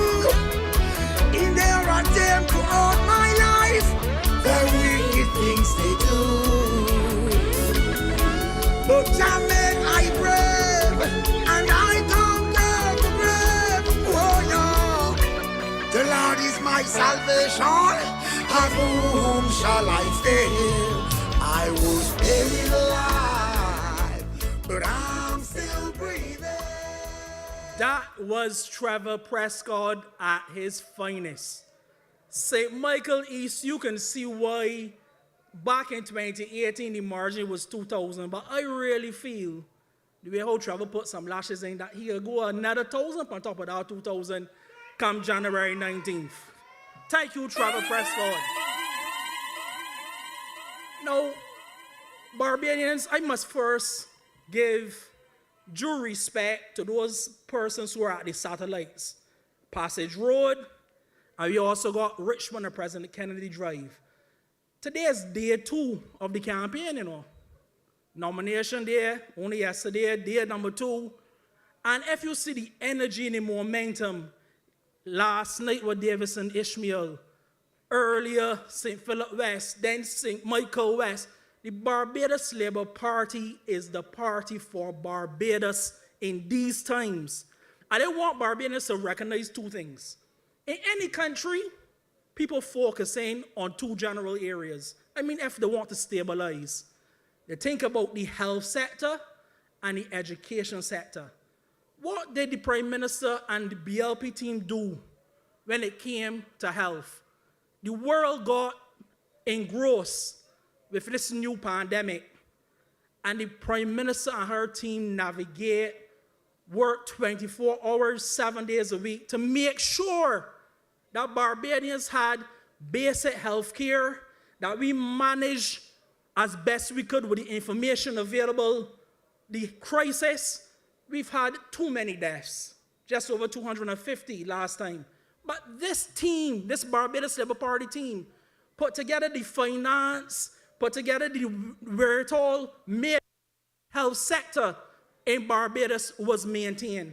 And for that, I want to say 100% marks. Education, and that's going to bring me to the important individual that I will be introducing next. In education since COVID, we had to do so much adjustment. We had a situation where my daughter, your children, had to be doing online school. Teachers, everybody was actually trying to understand what are we doing. And this magnificent lady that I will be introducing shortly was asked by the Prime Minister again in her wisdom to navigate the Ministry of Education. And from my information, Santia Bradshaw in St. Michael Southeast won just about by 1,000 votes in 2018. But if you watch her stewardship, if you watch her dynamism, if you watch her ability to be able not only to navigate when the Prime Minister had to go overseas, leader of government business, Santia Bradshaw and St. Michael Southeast, I want to welcome you to the podium to let Barbadians know that come January 19th, that I want you to return Santia as the next Barbados Labour Party and representative and MP for St. Michael Southeast. I welcome you, Santia Bradshaw. Are you ready? Are you ready? Are you ready? Are you ready? Are you ready? Are you ready? Are you ready? Are you ready? When the roll is called out, I'll be standing taller to face the darkest and the hardest of times. We'll be taking care of all the children thereof, but if it's required, we'll be on the front line. You can call me by my name, I am ready to roll. Once the rules remain the same, how the story's been told. Call me anytime, never cop out. That's right. Good night, Barbados Labour Party family. Good night to all the wonderful people in St. Michael West, all of the people who are online and following these meetings. I want to wish you all a happy new year, a blessed new year, and a safe election. I did a TikTok video about a week ago when the Prime Minister announced the election. There were some people who say, Sandy, you let your point a little bit. Some people say, I can say it tonight. They say I had a little boxy. Some people say, Santia, you're starting to look good. You're starting to look a little better. Some people say, but Santia, you shouldn't be partying so hard. What it is that you know about this election. But I want to say to the people of this country tonight and to the Barbados Labour Party family, I want to tell you why I've been excited about an election. Because I believe that sometimes you have to take stock. You have to rethink where you are. You have to refocus. And because we have gone through so much over the course of the last 3.5 years, it required of us to be able to take stock and to know where we are. Added to that is the fact that nobody can like an election more than me. Because I come up in it from I was little, and there's a certain energy that I get from the people across this country when we have to be involved in a campaign.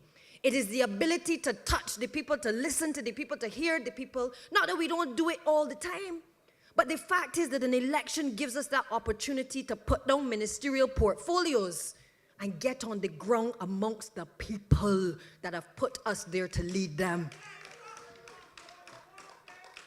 I want to talk to you about a few things tonight, because the people in St. Michael West are well aware, as they're listening tonight, of the work that Chris has been doing in that constituency. I want to say to you that Chris hasn't just been doing the work in your constituency, in St. Michael West, but he's been doing work as well in other constituencies in St. Michael, and in particular in St. Michael Southeast. And I ain't going to talk out his business here tonight, but I want to express my sincere thanks on the behalf of the people of St. Michael Southeast, because whenever I have called on him to assist in any way in programs for St. Michael Southeast constituents, Chris Gibbs, you see him there, is always at my beck and call. And I want to say thank you publicly, Chris. You spoke tonight about your character, the type of person you are, your background. I am a firm believer that you often become, as a people, how you have been raised. And I can see in you an individual that has the people's interests at heart and representation at heart. And I certainly, and the people of St. Michael Southeast, will be walking with you in St. Michael West to secure victory for the Barbados Labour Party. St. Michael West is no different than any of the other constituencies. We all have the issues across all of Barbados, the poverty, the vulnerability, all of the challenges. We've been impacted in the same way. Whether you're middle class, you're lower class, you're vulnerable, it doesn't matter. We have all felt in some way the impact of this pandemic, and before that, the economic crisis as well. But the one thing that over the course of all of the years of our history, whether it has been the Barbados Labour Party or the Democratic Labour Party that has bound us together, has been our emphasis on education. And why? Because we've recognized as a people that one of the ways that you can raise yourself from poverty and vulnerability is to make sure you get a decent education. I am fortunate that the leader of this great party was the former Minister of Education. And under her leadership, and I want to talk about that for a minute, because, you know, I am a firm believer that a lot of the criticism that the leader of the Barbados Labour Party and this Prime Minister may get today, in the next 10 years, 5 years or so, when history is properly written, she will become to be known as the greatest leader that Barbados Labour Party and the people of this country have ever had. And if you look throughout our history, you will find that there are often people who, when they're on a journey, people don't quite understand what they're doing.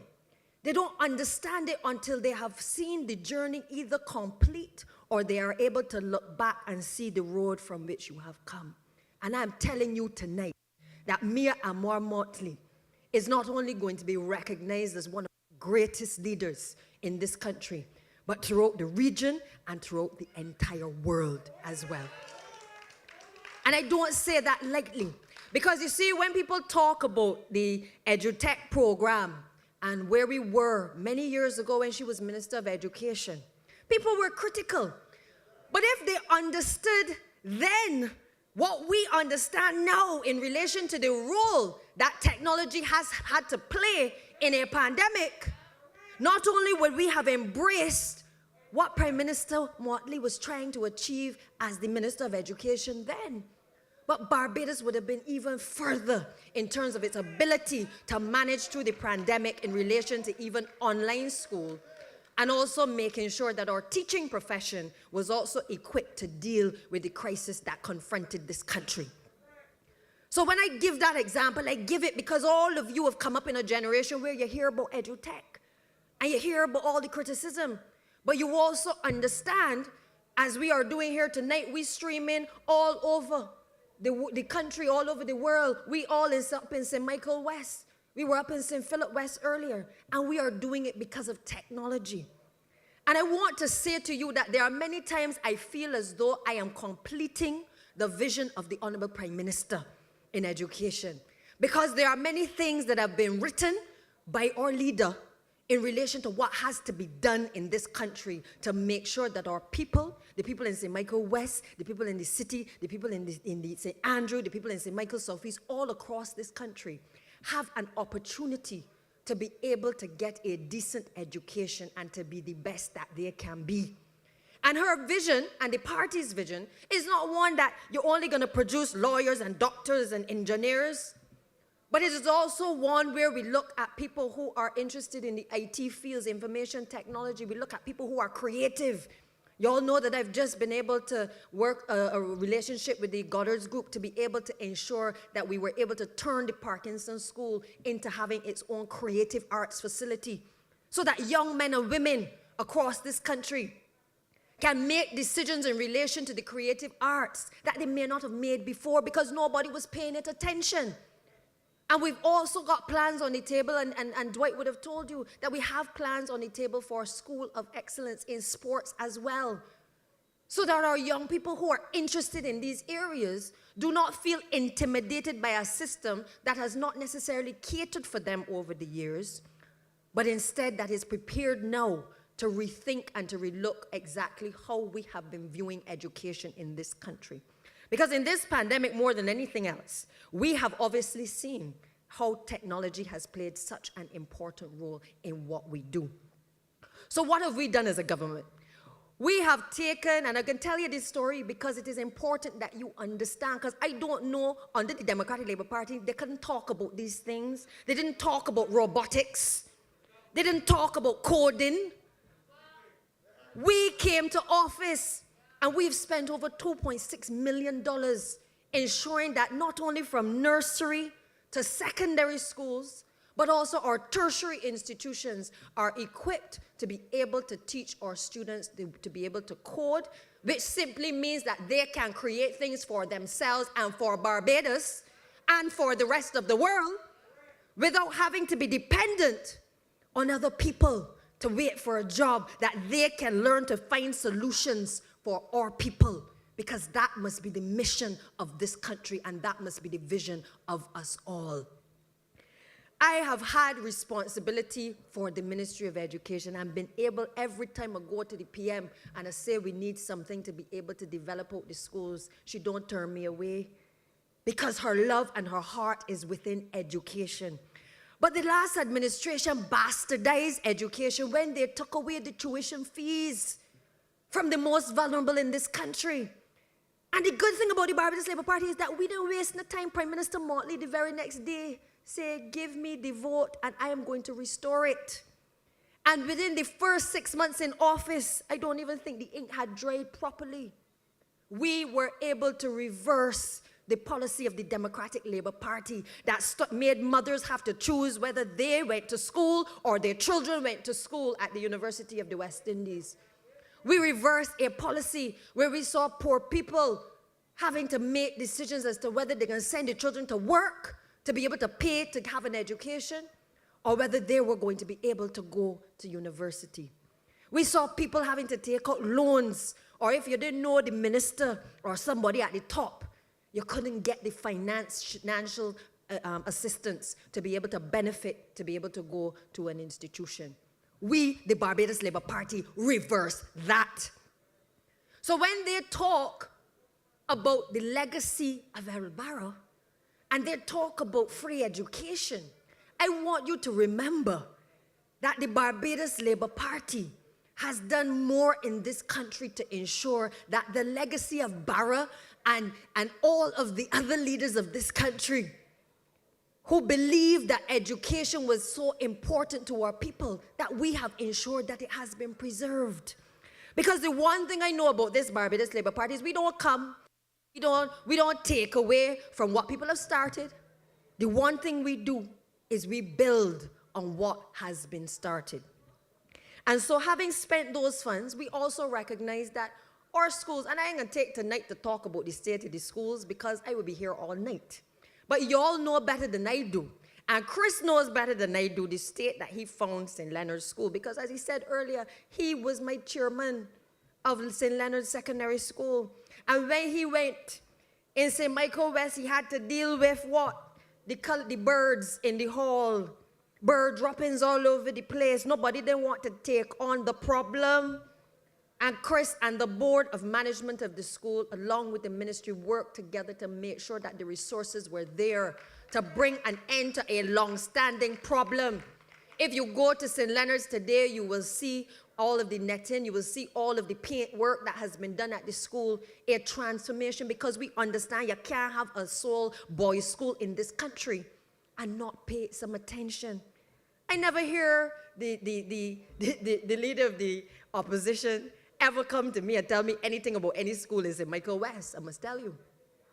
He has never come to me and said he want anything for any child, any assistance. He has never said, here, let us make sure that our schools are in a particular position to make sure that children are safe, that children want to go to school and learn, that our teachers are feeling comfortable in an environment where they want to participate in teaching the students of this nation. I never heard him once. But I know what Chris Gibbs has done. And I know that having had the experience there, that Chris will go on to make sure that whether I am the minister or anybody else is the minister, that he is going to make sure that the children in St. Michael West and all those children who attend those institutions in his constituency are properly catered for. I want to also touch on the fact that we have also improved the Wi-Fi connectivity, not so, Chris, at the St. Leonard's School as well. Because, well, let's start there, we do it at all the schools, we get into all of them, right? But because people have to understand, you gotta creep before you walk, you know?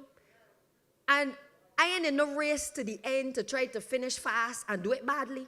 If those who know me know that I can take my time and I can do it properly. Because when it is done, it must be done in a way that our students and our teachers and you as parents as well out there are satisfied with what is being done. And so we have taken a decision that we have to improve the Wi-Fi connectivity in the schools. If not now, when? We had to make decisions in terms of putting money into the pool of funds available to the ministry to make sure that you can get online, not only in the classroom, but outside the classroom. And that the Wi-Fi connectivity, even in a pandemic, that if teachers had to go to the school or students have to go to the school, they can get online. Because that is the direction it is going. But for those who feel that we can just wave a magic wand and all of a sudden we can take money out of a hat and we can just throw Wi-Fi into the schools, it don't happen so. It don't happen so because there are a number of structural issues within our schools because there are old buildings.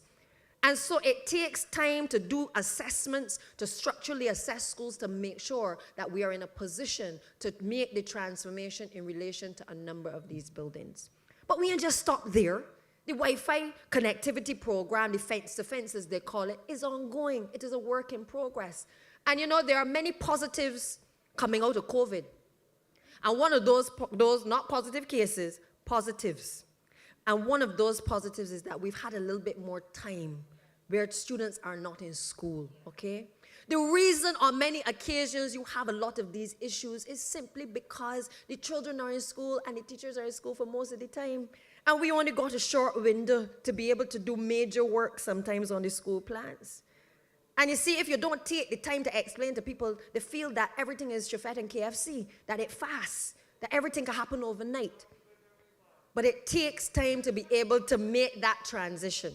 But we haven't just done that. We've also started to ensure that we upgrade the electricity in many of our schools. How many times have you come across the stories under the last administration of the faulty outlets? Even up at Wilkie coming back school. I mean, apart from the fact that we've had all the issues where Wilkie was not touched, no doubt because it was held by Barbados Labour Party for so long, and even St. George Primary School didn't get anything touched on that either. We have started to do the electrical upgrades at these schools because safety is paramount. It is paramount to the Barbados Labour Party. So when I hear people saying, oh, you didn't do this, and when they go back to school, you know you're going to hear, oh, this window didn't get fixed and this door didn't get fixed. Well, we can't do all one time. But I can go on record and say that the journey has started. And if you put the two records side by side for me as minister and anybody else who came before under the Democratic Labour Party administration, the record is sound. Because we have invested heavily in making sure that we have these things available to our young people, that we have our school plans upgraded to make sure that we are in a better position than when we found them. We have also, and this is one that I think touches the heart of many people, the Alma Parish School. It was the Democratic Labour Party administration that shut down the Alma Parish School, dislocating our young people who, not that they were not gifted and they weren't talented and they weren't academically inclined, but they might have been good with their hands. They were good in the technical and vocational areas, and they shut down the school and scattered them across the country without any kind of support at those institutions to make sure that children who might need a little extra support were given the hand holding to make sure that they were able to be on par with their peers. And many of you have children that even since we've come to office have been asking for Alma Parish to open. And I want to tell you tonight, the work starts. The work has started on the Alma Parish School. And I am hopeful that by the time this whole election is over, and we start the estimates, we are going to be in a position to welcome the first cohort of students to that school for the next term. That is what we've been working on. We haven't been, remember they talked about all the schools they were going to build. Nothing never built. I ain't going there with you. But what disturbs me is that with all that we have invested, and you know, you hear the Prime Minister say she called the election, you heard the opposition leaders come and say they want an election, bring it on, they want the election. We call the election, and everybody like to run for cover. They want the election to come now. But I want to tell you tonight, because you know, I still consider myself to be the youngest person ever. And as a young person, and speaking for young people, I want to tell you what I have a problem with. There are these people, and Trevor touched a bit on it, but I want to go a little further. There are these people out there who now believe that you can just advertise verbally for people to stand forward for candidacy in an election. That you can just call anybody and their mother to come forward to be a candidate in an election. I want to explain to the people of this country, I may be Brady's daughter, but when I was interested in running for the Barbados Labour Party, I had to sit down in front of a panel, and many of my colleagues had to do the same thing, and explain to the people at the hierarchy of the party why I wanted to serve St. Michael Southeast. Nothing they handed to me on no platter. I had to work and explain to them what I had been doing. I will never forget Dr. Cheltenham said to me, Sadia, how much funerals you go to? How many people, how many christenings you go to? How much work in the community you do? Because the Barbados Labour Party philosophy is not one that you just decide that you're coming into politics. It is one of service to people. And if nothing else, this election has to be about people sending a message to those who just jump on the bandwagon, that they feel that they can jump in the ring and that leadership and representing people is a pure joke. Well, I want to tell the people of this country, it ain't no joke. My colleagues and I, the leader of this country, have been working since the election in 2018, and we ain't stopped. And we ain't going to stop because we understand what is at stake. It is the future of us as we get older. It is the future of the young people of this country. It is the future of the unborn that is at stake. And the one thing that we have seen over the course of this pandemic is that leadership matters, though. Leadership matters, and don't let nobody tell you different. Prime Minister Motley eats, sleeps, and breathes this thing. Calls you all kind of ridiculous hours and asks you, you're up? No, sleeping. And you will hear testimony after testimony about the work ethic that all of us have had to fall in line with. Because you can't have your leader out there working tirelessly and you on the other side saying, I'm tired. Tired what?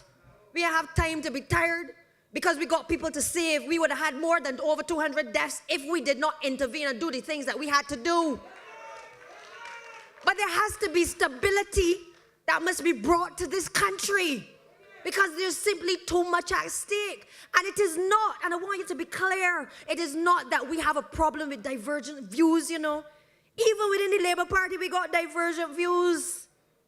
But we understand the mission. We understand what we come to serve in terms of our people. And we may fall out sometimes, but we fall back in line. Because we are focused on what the mandate is that the people of this country have given to us. And we have a responsibility to continue to carry that mandate and complete the mission. And along the way, I want you to understand that we planned for an economic crisis. You hear all the big names, all the team that we had, the economic team we had. We was preparing for an economic crisis, not for no pandemic. Not for a pandemic. And the truth of the matter is we are now dealing with issues of climate change as well. We're dealing with Hurricane Elsa and what is likely to happen over the course of the next years in relation to climate change and our vulnerability as a people. Our priorities today and 10 years from now cannot be the same as what they were in 2018.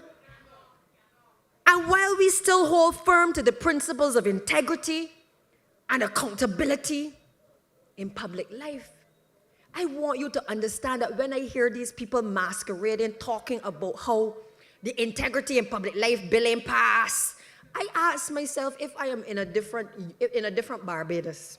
Because it is the Barbados Labour Party administration, and it's the only administration that has done it, that all of us, when we came to office, put our papers in order and filed what we came to office with, so that you, the people of this country, if when a see we driving vehicles, BMWs leased from some company or the other, that you will know where your taxpayers' money has gone.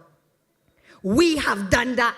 We didn't have to have no integrity in public life bill in order to send a message to the people of this country that we are serious about leading and that we ain't got time to be dipping in the kitty.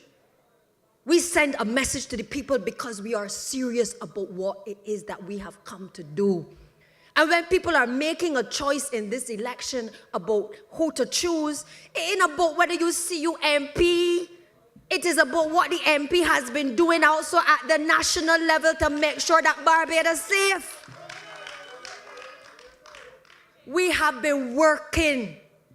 And it's not every time that you got a man sometimes, you don't see often, but he's come and put a little money in your pocket. You understand? That is what we are talking about. You don't have to always see people to know that people are working. And if you look across the country, whether it's the buses, whether it is the roads, you are starting to see improvement. And I want to remind you as well, we have 30 seats. So what does that mean to the people of this country? That we have a responsibility to 30 individuals to make sure that things get done in their constituencies. But good God, it can't happen all the same time. Rome was not built in a day. And therefore, I want people to understand this election is not about whether you like this body or you don't like this body or this body drive past and they wind down the window and shout you. It is an election for you to understand that there is more at stake. There was things at stake in 2018, and the people of this country understood what was at stake. I want the people of Barbados to understand what is at stake. Because you see, even in St. Michael's Southeast, I have people who have jumped in the ring. People who were beaten by me. And then beaten badly then. But I assure you that if he come trying to get a recount on this occasion, he failed. Because he tried to get a recount 10 times or so at the polls the last time, and it failed. Understand that you cannot be disloyal to people and then expect that you can stand before them, especially the most vulnerable in our society. Telling the young men and women across this country, man, I got you. I gotta come back and get a little something. And for people to believe that that is okay, it is wrong. You cannot sell yourself out for just a silver dollar. And I want people to understand that that is what is at stake. When I ask myself, who else could lead us through this? Who else could have brought us through this? There is no other choice. Prime Minister Motley has worked her tail off to make sure that all of us, not only preparing for today, but making sure that we are in a position to ensure that we have other new candidates coming on, Kay and all the others, Corey and all the others coming through. Because in her vision, it is not about today alone. It is about planning for the future as well, and making sure that we are able to protect the future of this country by making sure we have the right people in place. I want to tell you, Chris, that the leader of the opposition is indebted to me, because if it wasn't for me on my first day in Parliament, the former member who represented that constituency would not have had the hell that he got. I don't hope y'all remember, because there were certain allegations that I got up and I raised a question about him being able to hold his position as the Speaker of the House. And y'all remember the case. And we ran a campaign about integrity on that basis, and Mr. Adderley is fortunate to have gotten that seat as a result of a question posed and then a full investigation in the House of Parliament as it related to what was alleged. I know, and the members of the Democratic Labour Party know, that anywhere else in the world where you had allegations towards the Speaker of the House of Assembly, there would have been a resignation. That is the nature of the people that we are dealing with. There are no principles. And when principles don't matter, anything can happen. And I want you to understand that our leader has principles, because she don't let any of us fall out of line. And if it were not for us taking a principled stand then, he would not have had the opportunity to serve. So when I hear this talk about running to another constituency, I smile, because the people of St. Michael West should be glad that the Prime Minister called the election, because you have now been taken out of your misery by having a representative who really was not checking for you. Because the fact that he could have been waiting and holding on for another 18 months, drawing a salary in your name in St. Michael West, must tell you that whether he's in St. Michael West, St. Michael Northwest, St. Michael East, it don't matter. You have to ask yourself if this is the type of individual, the type of leader that should offer themselves up to public life. And I say to you, no, that is not what the people of this country want. It is not what the people of this country must reflect at any point in our history. And I want to tell you as well that, you know, all of these people coming out of the woodwork, it really saddens me. It really, really saddens me. Because it says that service doesn't matter anymore. That you will fall for anything. That it doesn't matter how much work you have put in. This election isn't about wearing a body shirt. It ain't about driving around with sound systems. It's not about that for us. We understand that the road ahead is not going to be easy. And we're going to have to make some serious decisions in this country.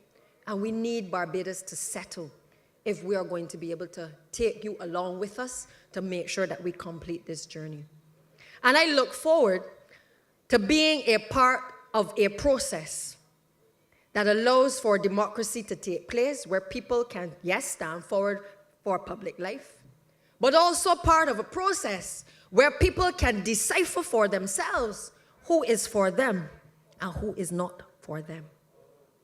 And I pray and hope that in St. Michael West, the people of that constituency understand what true leadership means and true representation means. I have not heard nobody say that they call Chris and they can't get Chris, or Chris don't respond. And therefore, long may that continue in that constituency. The other thing that we have to recognize is that people also feel as though sometimes when they sign things like covenants of hopes and manifestos and they sign off on these documents, it don't mean nothing no more. And Mr. Adderley, and I have respect for the man, but I'm going to talk it straight. Because I believe that if something is bad for politics, it's just bad for politics. The last occasion on which we met in the 2018, just before the 2018 election, we prayed, we hold hands. All of us, all 30 of us held hands, and he prayed for us, for our safety, for our journey in politics. That we would do right by the people, having signed off on a covenant of hope that would guide us as a party to do right by the people. And every time we come to Parliament, and there's a policy that is articulated by the Barbados Labour Party, that he signed his name to, he now has a problem. And I am at pains to understand how the people can relate to that, because I find difficulty with this disloyalty in public life. And we must call it out for what it is. It is disloyalty. You may differ in opinion on certain things, but there is a certain, you can't break bread with me and then turn around and go against me as well. And I don't expect anybody to be a saint, but I'm simply saying to you that these are the things, the character of a person is what must matter in this election as well. And we must send a message to those who have now come, who have now rode in on some chariot, that enough is enough. Okay? Where our MPs haven't done enough for you, well, tell them they ain't doing enough and hold them to account on the next occasion. But I ask you to be able to ensure that the Barbados Labour Party is returned to government, that our candidates are given the opportunity to complete the mission, that the transformation that we started, that we are able to complete in this country, because we understand that we do this every day for you, the people of this country, and not for us. We serve from the heart. I also have a problem with the fact that, you know, every time you ask Mr. Adderley about Caswell Franklin and his actions, he pleads amnesia. So when Caswell behaved badly when we were dealing with the Republic, the nomination for the president, he pled amnesia in terms of the behavior of Caswell. Now, again, if you're choosing a leader, surely a leader must be able to pull back somebody to say, you can't behave so. Bajans to say you get on blackguardish. Well, I'm telling you, it was disgraceful. It was disgraceful to the House of Parliament. It was disgraceful to the people of Barbados. It was disgraceful to everything that we stand for and who we are as a country. And any leader who condoned it is no different from the people who behaved in that way. We must not be afraid to call a spade a spade. And while I see all the members of the Democratic Labour Party scampering about, I don't know how any of them can get money, because I believe that there's only a handful of resources that are going to turn around in that party in this election. Every man is going to brag for themselves. And they're not going to act in the interest of the people because they already want to take down the leader of their party. So they don't have the interest of the people at heart. Otherwise, they would have done what the Barbados Labour Party did and got its house in order prior to the election and prepare for government.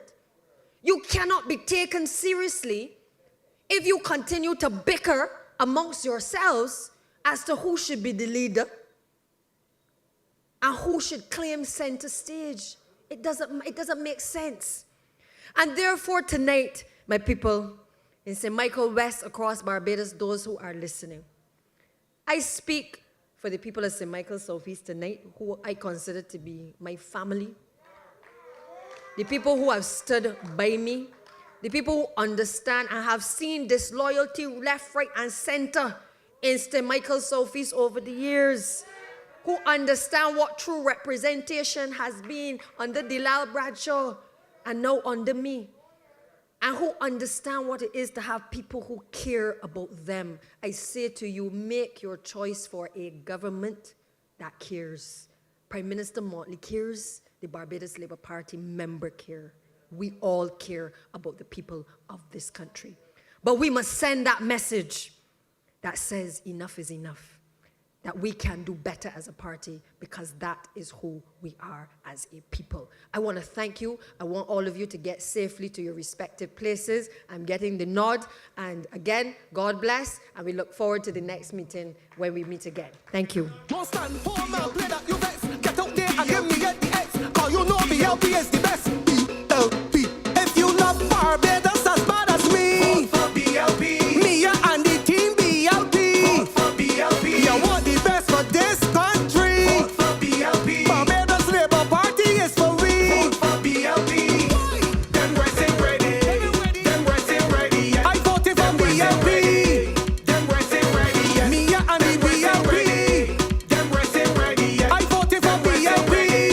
Them boys ain't ready yet. Mia is best in lead. I know you agree with me. The rest of them ain't ready, and that ain't too good for we.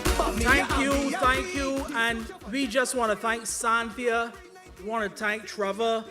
We want to thank Chris Gibbs and the entire Barbados Labour Party family. We want you to travel home safely and make sure that on January 19th, you come out and place your X for the Barbados Labour Party. I thank you very much. If you love Barbados as bad as me, vote for BLP. Me and the team BLP. Vote for BLP. You want the best for this country. Vote for BLP. Barbados Labour Party is for we. Vote for BLP. Them boys ain't ready. Them boys ain't ready yet. I voted for BLP. Them boys ain't ready yet. Me and the BLP. Them boys ain't ready yet. I voted for BLP. Them boys ain't ready yet. Mia is best in lead. I know you agree with me. The rest of them ain't ready, and that ain't too good for we. But Mia and BLP, the future for this country. So January 19th, I vote in BLP. If you love Barbados as bad as me, vote for BLP. Mia and the team BLP. Vote for BLP. You want the best for this country. Vote for BLP. The Barbados Labour Party is for we. Vote for BLP. Them boys ain't ready. Them boys ain't ready yet. I voted for BLP. Them boys ain't ready yet. Them boys ain't ready. Them boys ain't ready yet. I voted for BLP. Them boys ain't ready yet. But me I care about you. We love the BLP crew. Cause we get back free, and look how the bus is running smooth. Look how the sewage move.